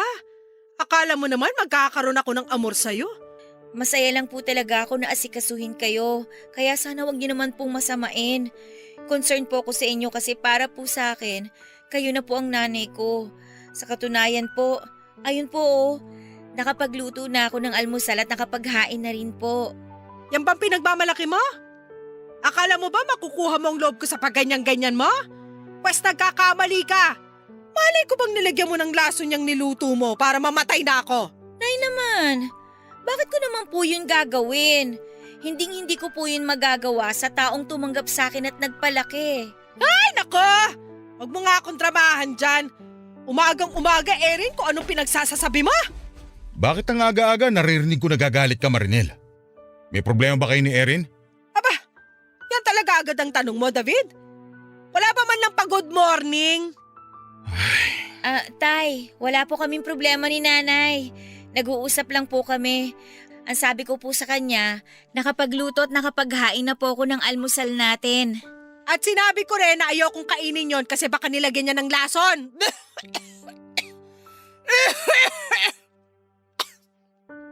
Maiiwan ko na nga kayo mag-ama. Nasisira lang ang araw ko sa inyo. Tse! Ano nangyari sa babaeng yun? Ay, ewan ko po, tay. Concern lang naman ako sa ubo niya kanina. Tapos inabutan ko siya ng tubig. Kaso nagalit naman siya sa akin. Pati yung almusal na pinaghirapan kong lutuin, dinamay pa. Kung ayaw niyang kumain, di wag. Tayo na lang ang mag-almusal, anak. Sakto, nagugutom na ako. Sige po, tay. Ano ba yung hinain mo? Ayun, nagluto po ako ng danggit, itlog at saka sinangag na kanin. Tapos meron na rin pong kaping barako. Mukhang mapapasabak ako nito sa kainan ah. Ang sarap ng almusal natin oh. Bahala yung isa dyan na aga-aga, ang sungit. Walang iya talaga kayo mag-ama! Tay naman kasi. Hayaan mo siya. Papadudot, hindi po ganon ang inaasahan kong reaksyon mula kay nanay, lalo pat noon lang siya nakauwi sa amin. Hindi ba niya kami nami-miss na pamilya niya at bakit parang kakarating lamang niya tapos ay nagagalit na siya? Naiintindihan ko naman po kung pagod siya mula sa biyahe o sa pagtatrabaho pero parang hindi naman po tama na pagsalitaan niya kami ng ganon ni tatay. Siguro kung sa akin lang niya sinabi ay kaya ko pang tiisin. Pero kung pati kay tatay ay parang ang sakit lang sa tenga at nakakasama po ng loob. Pero dahil nga maunawain ng tatay ko, papadudot, gano'n na lamang din ang ginawa ko. Inintindi ko na lamang si nanay pati na rin ang mga sentimiento niya. Dahil po hindi nakapag-day off si nanay noong araw na dapat ay umuwi siya sa amin ay naging 2 araw ang pananatili niya sa bahay. Pero hindi niya po ako masyadong pinapansin noon at tanging ang mga kapatid ko lamang ang kinakausap niya. Nalulungkot po ako at nagdadamdam dahil nagawa nga niyang mag-alaga ng ibang bata at ituring na anak ang mga ito kahit na hindi niya kaano-ano. Samantalang ako na lumaki sa poder niya ay hindi niya magawang tignan sa mata. Naintindihan ko naman po na anak ako sa pagkakasala pero may kasalanan po ba talaga ako para ako ang magdusa ng ganito? Gabi-gabi ay tinatanong ko po ang Diyos kung may saysay pa ba ang pananatili ko sa pamilya namin gayong wala namang nagmamahal sa akin. Maraming beses ko na pong naisipang umalis na lamang o bumukod pero naaawa ako sa tatay ko at sa mga kapatid ko na nag-aaral pa. Kung aalis ako ay mawawalan sila ng nanay-nanayan sa pamilya. Sa bagay naisip ko lang naman po yun na kapag nakakaramdam ako ng pagtatampo sa taong itinuturing ko ng sariling ina. Pero lahat po ng mga planong yon ay naisang tabi makaraan ng 1 linggo matapos bumalik ni nanay sa pinagtatrabahuhan niya at nalaman namin na na-ospital siya.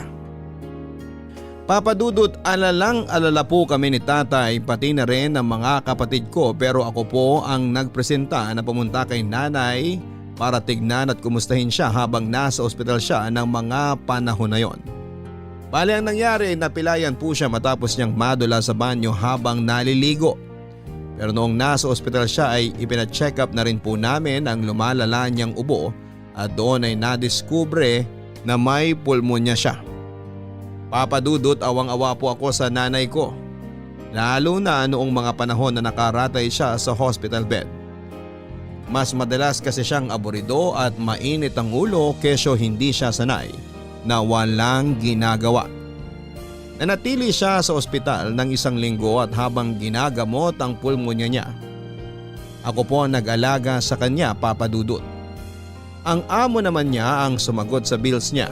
Kaya kahit papaano ay nabawasan na yung iniisip namin tungkol sa kung papaano makakabayad sa ospital. Pero aaminin ko na sa loob ng ilang araw na yon ay naging matigas ang ulo ni nanay habang inaasikaso ko siya. Daig niya pang musmos na bata kong mag-tantrums. Makita pa lamang niya ako sa tabi niya sa tuwing gumigising siya, Papa Dudut. Pinagpapasensyahan ko lamang siya at inuunawa dahil nga may dinaramdam siya ng mga panahon na yon.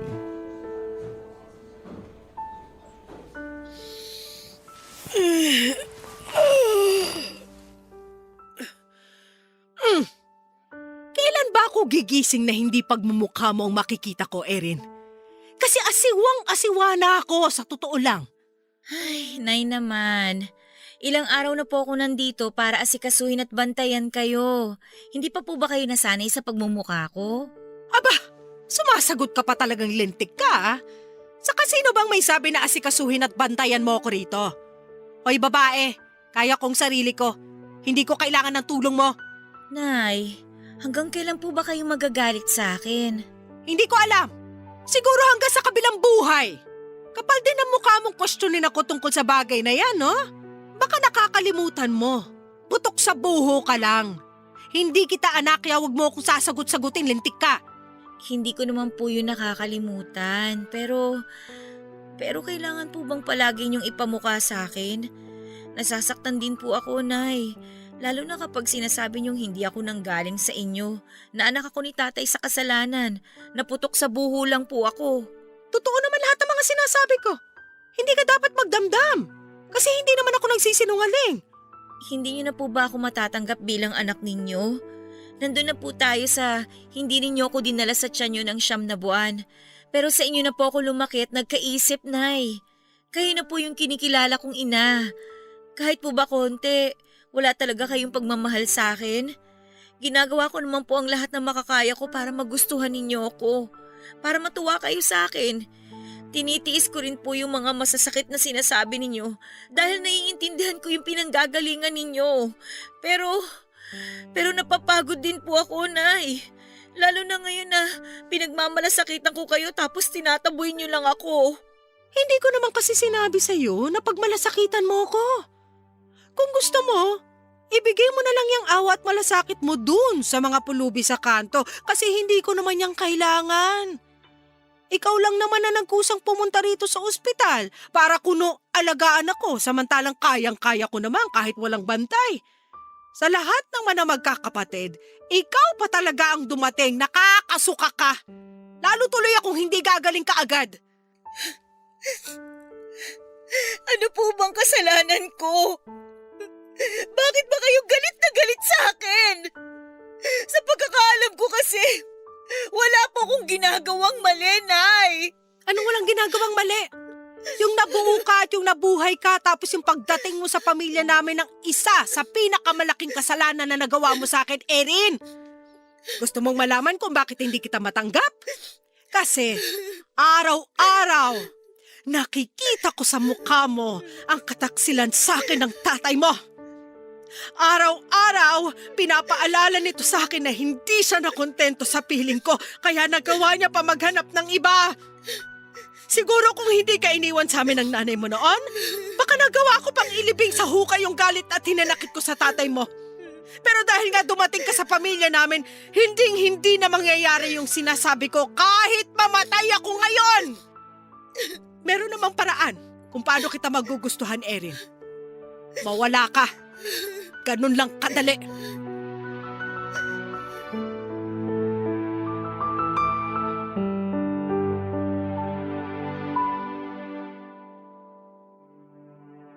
Pinilit ko na lamang po na tatagan ang loob ko, Papa Dudut. Kahit matapos sabihin sa akin ni nanay ang mga masasakit na salita na yon at iparamdam sa akin na hinding-hindi niya ako matatanggap bilang anak niya. Naanak ako sa kasalanan ng tatay ko at kung paano siya suklam na suklam sa aming dalawa. At kahit na anong gawin kong pagpapabango ng pangalan ko sa kanya, ay hindi niya pa rin ako itatratong kadugo at hindi niya ako mamahalin kagaya ng pagmamahal niya sa mga kapatid ko. Masama po bang umiyak? Masama po bang masaktan? Kasi kahit sabihin kong kaya ko siyang intindihin ay dumarating pa rin po sa point na mapapagod ako at mapupuno ako. Nang mga panahon na yon ay umapaw na po yata yung naipong kong tampo at hinanakit sa dibdib para kay nanay. Kaya sobrang apektado na po ako sa mga sinasabi niya sa akin sa ospital, Papa Dudut. Tapos malayo pa si tatay, wala akong mapagkwentuhan o balikat na maiyakan ng araw na yon. Siguro kung kaya ko lang pong patigilin yung sakit na nararamdaman ko ay ginawa ko na.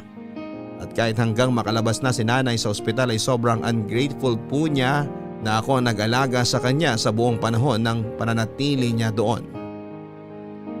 Hindi ko na po alam kung saan ako lulugar kaya aaminin kong kinain ako ng depresyon at tinangka kong gawin yung sinasabi niya na sana ay mawala na lamang ako.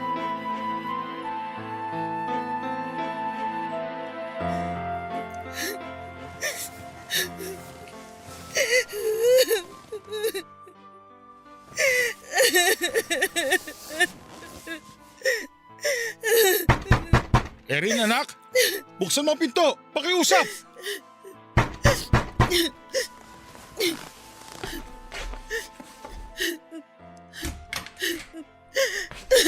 Tay, sorry po.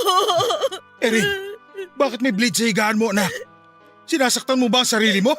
Hindi ko po tinuloy pero sinubukan ko po, Tay. Halika, maupo muna tayo. Wala ang nanay mo at mga kapatid mo. Nagpunta sila sa mall. Pwede mong sabihin sa akin ng lahat ng nasa isip mo. Sigurado ka ba na wala kang sugat? Yung totoo anak, nag-aalala kasi ako. Saka bakit mo naisip yun? May mabigat ka bang problema? Wala po akong sugat, Tay. Saka, sorry po kung bigla na lang pumasok sa isip ko na maglaslas. Napapagod na po kasi ako Pakiramdam ko po, wala na akong ginawang matino sa pamilya natin. Lalo na sa mga mata ni nanay. Ang nanay mo ba ang dahilan kaya gusto mo na lang saktan ang sarili mo at mawala? Naisip ko po kasi na baka kapag ginawa ko yun, matuwa na siya sa akin. Diyos ko anak, sino magulang ang gugustuhin na ipahamak ng mga anak nila ang kanilang sarili? Kung galing niya sa nanay mo, pagsasabihan ko siya. Hindi na tama ang ginagawa at sinasabi niya sa'yo. Tay, baka mag-away lang po kayo ni nanay.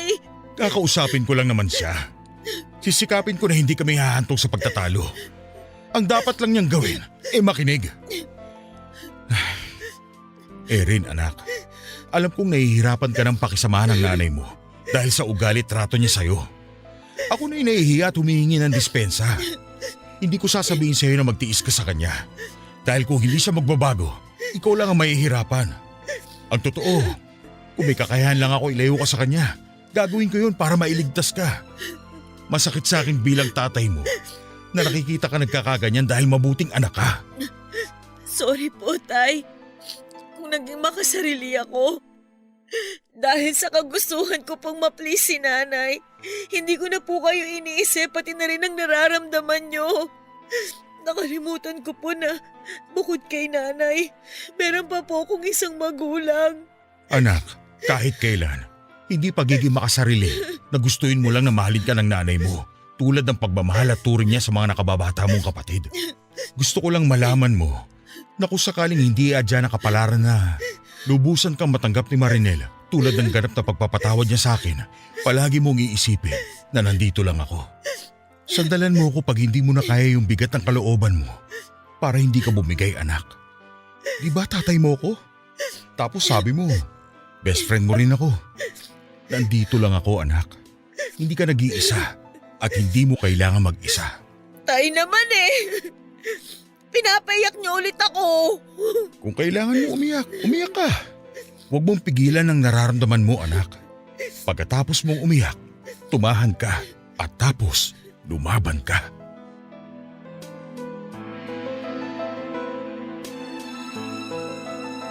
Hindi po ako suicidal na tao pero masisisi niyo ba ako kung umabot ako sa point na naisip kong saktan ang sarili ko. Sobrang sakit po kasi ng nararamdaman ko na mga panahon na yon. At pakiwari ko ay mawawala lamang yon kapag sinaktan ko ang sarili ko. Pumasok din sa isipan ko na kung sakaling ang mawala na lamang ako, tulad ng gustong mangyari ni nanay ay matutuwa na kaya siya. Sa wakas ba ay matatanggap na niya ako bilang anak? Yun po ang paulit-ulit na tumatakbo sa isip ko. Papadudot kaya nga hindi na ako natakot sa Diyos o nagdalawang isip na kumuha ng blade at planuhing laslasin ang pulso ko. Pero nang dahil sa pagdating ni tatay at pag-alo sa akin ng mga panahon na yon ay natauhan po ako, papadudot. At nagsisi dahil kamuntika na akong magpatianod sa tinding emosyon na nararamdaman ko. Matapos niya akong payuhan ay umiyak po ako ng umiyak sa kanya na para bang batang nagsusumbong. May mga sinabi pa po siya sa akin na talagang tumama sa isipan ko at sa puso ko, kaya nabuhayan po ako ng loob at nangako sa kanya na hindi ko na po pagtatangkaang saktan ang sarili ko, papadudot. Totoo po na kapag hindi natin kontrolado ang nangyari, ang magagawa na lang natin ay kontrolin ang reaksyon natin. Kaya nga malaking tulong yung tinatawag na diversion o pagtuon ng atensyon sa ibang kapaki-pakinabang na bagay para hindi ko maisip yung mga pangyayari na nagpapalungkot sa akin. Nakatulong din po na palaging pagkausap sa akin ni tatay at pagpaparamdam na meron pa rin akong magulang sa mundo. Hindi nga nagtagal ay nakapagtapos ako ng pag-aaral ko sa college at kahit si tatay lang ang umattend sa graduation ko ay masayang-masaya na po ako, papadudot. May kinalaman po sa business management ang kursong pinag-aralan at tinapos ko sa college, papadudot. At mabuti naman dahil after graduation ay tinawagan at natanggap po ako sa private company na nauna ko nang inaplayan bilang sales coordinator. Nang ma-regular ako ay mabilis nang umusad ang karir ko at pagkaraan lamang ng isang taon ay may sarili na akong accounts. Masaya po ako dahil na-enjoy ko ng gusto ang trabaho ko. Bukod doon ay may extra income din ako mula sa mga commission ko. Kaya nakapag-aabot ako ng sobra sa bahay namin. Malaking tulong po ang mga kinikita ko ng time na yon dahil tumigil na po sa pagtatrabaho si nanay dahil sa iba't ibang sakit na lumalabas sa kanyang katawan. Tulad ng ubo, rayuma at kung ano-ano pa. Dalawa na lamang po silang nagmamanage ni tatay ng tindahan, kung saan ay namuhunan po ako para lumaki. Kaya lang papadudot kahit feeling ko ay maayos naman ang lahat ay may point pa rin po na hindi pa rin nagsasawa si nanay sa pagpaparamdam sa akin na kahit na anong gawin ko ay kulang pa rin ako at hindi magiging sapat sa pamilya namin. Lagi niyang sinasabi na responsibilidad kong ibalik sa kanya ang perang pinambili ko ng pagkain ko. At pinang-aral ko noon kaya dapat ay wag daw akong magreklamo, papadudot. May point na nagreklamo pa si nanay dahil kulang daw ang iniaabot ko sa kanya. Kaya nga mas nagsumika pa ako sa pagtatrabaho para kumita ng malaki. Sa kabila ng lahat ay hindi pa rin siya masaya. Muli ay nakaramdam na naman ako ng frustration na para bang ayaw ko nang umuwi sa bahay namin at makita ang pamilya ko, papadudot. Kaya nga hindi niyo ako masisisi kung mas nainganyo akong sumama sa mga katrabaho ko lalo na kapag lumalabas sila para mag-happy-happy. Nakalimutan ko kasi pansamantala ang mga problema ko sa bahay. Lalo na sa pagiging ungrateful ni nanay kapag nakakainom ako. Kaya lang dahil mas naging mapusok ako that time, may nangyari pong hindi ko lubos na inaasahan.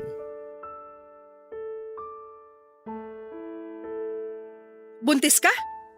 At nasa na magaling na ama ng anak mo? Tinakasan ka? Naglaho na lang na parang bula? Posible ba yun? Ang sabihin mo, malandi ka? Marinel, tumahimik ka nga. Aba bakit? Totoo naman na sinasabi ko. Nasasaktan ka ba kasi malandi ang anak mo, David? Ano, Erin?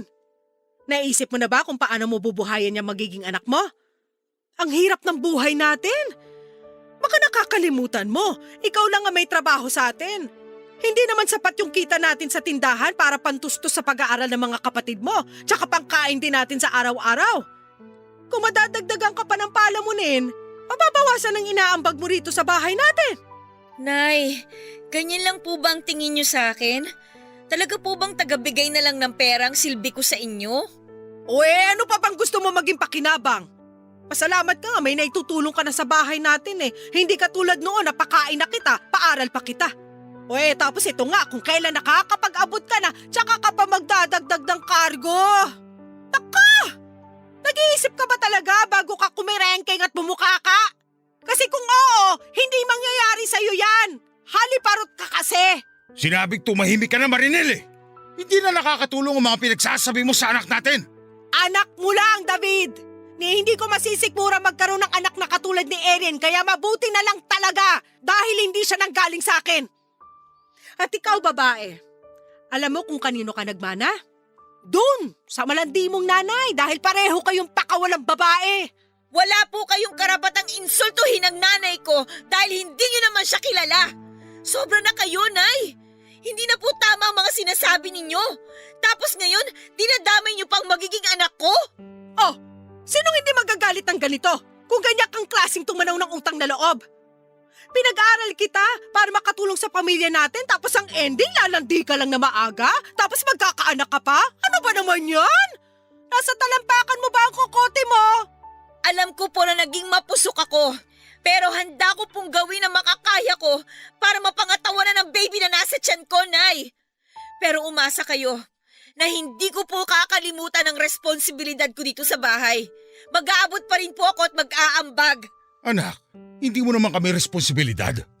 Sigurado kapag lumabas na ang baby mo, mas kailangan niyo yung pera kinikita mo. Anong hindi responsibilidad? Naku, David! Kahit kailan napakabobo mo! Hoy, Erin! Huwag kang makikinig sa pinagsasasabi ng ama mo ha. Responsibilidad mo ang pamilya natin, kaya kailangan pa rin namin ng suporta mo kahit na magkaanak ka pa ng 100. Konsensya mo na lang na hindi ibalik sa amin. Lalo na sa akin. Yung mga pera na pinanggastos ko sa'yo simula bata ka pa lang. Kung kailangan mong mamili sa amin ng pamilya mo at dyan sa anak mo, aba, kami ang piliin mo at wag ang batang yan. Kilabutan ka nga sa sinasabi mong yan, Marinel! Hindi na ako tinatalaban noon, no? Naiintindihan ba ng utak mong parang tingga ang punto ko, Erin? Ipalalaglag mo ang batang yan bago mo pa yan maging sakit sa ulo pag lumabas. Sana ngayon mas gamitin mo ang utak kesa sa puson.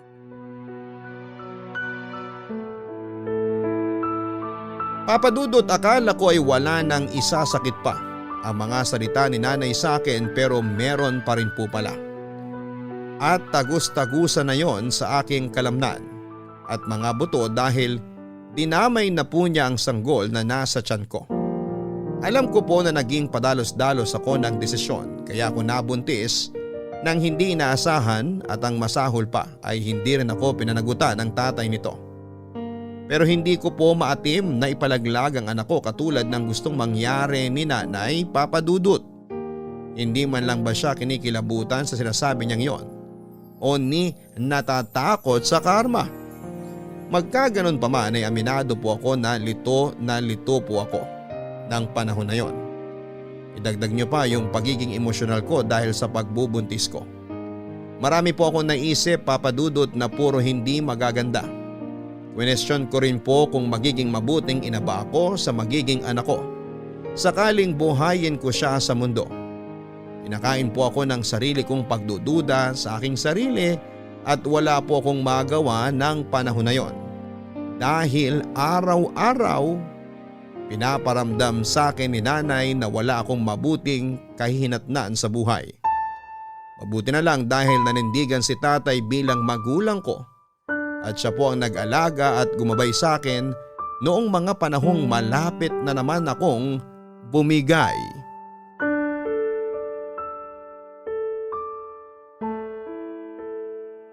Anak, kamusta ang pakiramdam mo? Ayos lang po, Tay. Hindi na po ako nasusuka. Hindi gaya po kanina. Ganyan talaga kapag mga unang buwan ng pagbubuntis. Makakasanayan mo rin. Ewan ko ba, Tay? Pero nakakapanibago pala kapag buntis. Ang daming nararamdaman na hindi ko naman ramdam noon. Tapos mas madalas na rin ako mag-isip ng kung ano-ano. Ano bang mga iniisip mo? Iniisip ko po kung kaya ko bang pangatawanan ng baby ko kapag ipinanganak ko na siya? Kung magiging mabuting ina ba ako sa kanya? At kung kaya ko po ba siyang gabayan sa paglaki niya? Ay, alam niyo po kasi, Tay, wala akong alam sa pagiging mabuting magulang. Buong buhay ko, iba ako tratuhin ni nanay dahil lang putok ako sa buho. Kaya wala akong ideya kung paano ko haalagaan ang magiging anak ko. Unang-una, hindi ka putok sa buho dahil may tatay ka, Erin. Ikalawa, hindi mo kailangan manay sa nanay mo yung hindi magagandang asal na pinakita niya sa'yo. Dahil hindi yun makakatulong para mapalaki mo ng maayos ang anak mo. Oo, nandun na tayo sa hindi ka lumaki na sapat ang pagmamahal ng kinikilala mong nanay. Pero hindi ibig sabihin na wala ng pag-ibig dyan sa puso mo. Anak, naniniwala ako na likas sa'yo ang kabutihan. At gusto kong sa ganung paraan mo palakihin ang magiging apo ko. Hindi mo kailangan mag-alala na hindi mo kakayanin ang lahat dahil hanggat nabubuhay ako, gagabayan kita, anak. Thank you, Tay, ha. Kasi ang bait niyo po sa akin. Siguro kung wala kayo, baka nabaliw na ako. Siguro baka naipalaglag ko na rin ang magiging anak ko, katulad ng sinabi ni nanay. Ay, tungkol naman sa nanay mo, kinausap ko na siya na kung wala siyang magandang sasabihin, itikop na lang niya ang bibig niya. Minsan kasi, hindi na sapat yung pagpasensya natin siya dahil namimihasa na siya.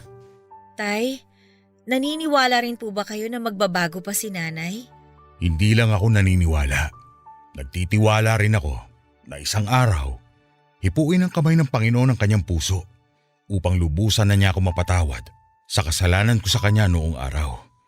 Nang sa ganun, magbago na rin ang pananaw niya tungkol sa iyo at sa magiging anak mo. Alam ko na hindi ko masasabi kung kailan yun mangyayari. Kaya nga gabi-gabi ako nagdarasal sa Diyos na dumating na yung araw na yun. Pamilya tayo. Nasa iisang bubong tayo. At bilang padre di pamilya, ayokong magkaroon tayo ng pagitan sa isa't isa. Hindi ko pa rin naman po sinusukuan na balang araw. Matatanggap ako ni nanay at mapapatawad niya ako. Ganon din ako, anak. Pero sa ngayon, wag mo na munang problemahin yun. Dahil nandito naman ako at ang magiging anak mo. Kahit kailan, hinding-hindi ka mag-iisa sa buhay na to. Kasi pamilya tayo. Mahal na mahal kita, Erin. Salamat sa Diyos dahil ipinagkaloob ka niya sa akin. Mahal na mahal ko rin po kayo, Tay. At sana po, pagkalooban pa niya kayo ng mahabang buhay. Oo naman. Gusto ko pang maging best lolo sa anak mo.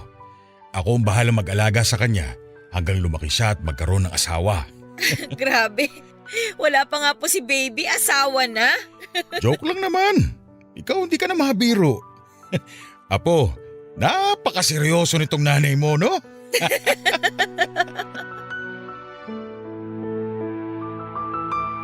Papadudot, laking pasalamat ko po kay tatay dahil nasa tabi ko siya ng mga panahon na kailangan ko ng magulang na gagabay sa akin. Lalo na nga nang maging magulang na rin ako. Si tatay ang nagsilbing nanay ko na palaging nagpapaalala sa akin ng mga bagay-bagay at nagbibigay ng payo sa buhay. Masasabi kong napakalaki ng utang na loob ko sa kanya dahil mahusay niyang ginampanan ang role ng pagiging magulang. Oo, nandun na tayo sa hindi minsan siyang hindi naging mabuting asawa sa kinilala kong nanay, pero bumawi naman siya sa pagiging tatay sa akin. Kaya nga nang ipanganak ko ang baby ko ay sinigurado ko na maibibigay ko sa kanya ang pantay na pagmamahal ng dalawang magulang kahit na nag-iisa lamang ako. Sa kasalukuyan ay meron na po akong asawa, Papa Dudut. Mapalad po ako dahil nakatagpo ako ng lalaking tatanggap sa akin at sa anak ko. Bukod doon ay mahal na mahal din niya ako. Nagtatrabaho pa rin po ako at tumutulong sa bahay namin paminsan-minsan, pero meron na rin naman po akong maasahan dahil graduate na ang isa sa mga nakababata kong kapatid at meron na ring trabaho. Papa Dudut, maraming salamat po sakaling mapili po ninyong i-ere ang sulat ko at sana'y kinapulutan po ito ng aral at inspirasyon ng ating mga kabarangay. Ang inyong forever kapuso at kabarangay, Erin. Minsan ginagawa natin ang lahat ng makakaya natin para magustuhan tayo ng tao lalo na kung mahalaga sila sa atin. Kaya lang dahil sa kagustuhan nating yon ay hindi natin alam na nakakalimutan na po natin ang ating tunay na pagkatao at kapag nagpumilit pa tayo ay unti-unti tayo nitong winawasak. Mga kapuso, ang kasalanan ng magulang ay hindi dapat natin ipasa sa mga anak. Kahit sa ang anggulo kasi tignan ay hindi po yun patas. Kaya salamat Erin dahil ibinahagi mo sa Barangay Love Stories ang iyong storya na bagaman sa una ay masalimuot. Nagtapos naman ng maganda at punong-puno ng pag-asa.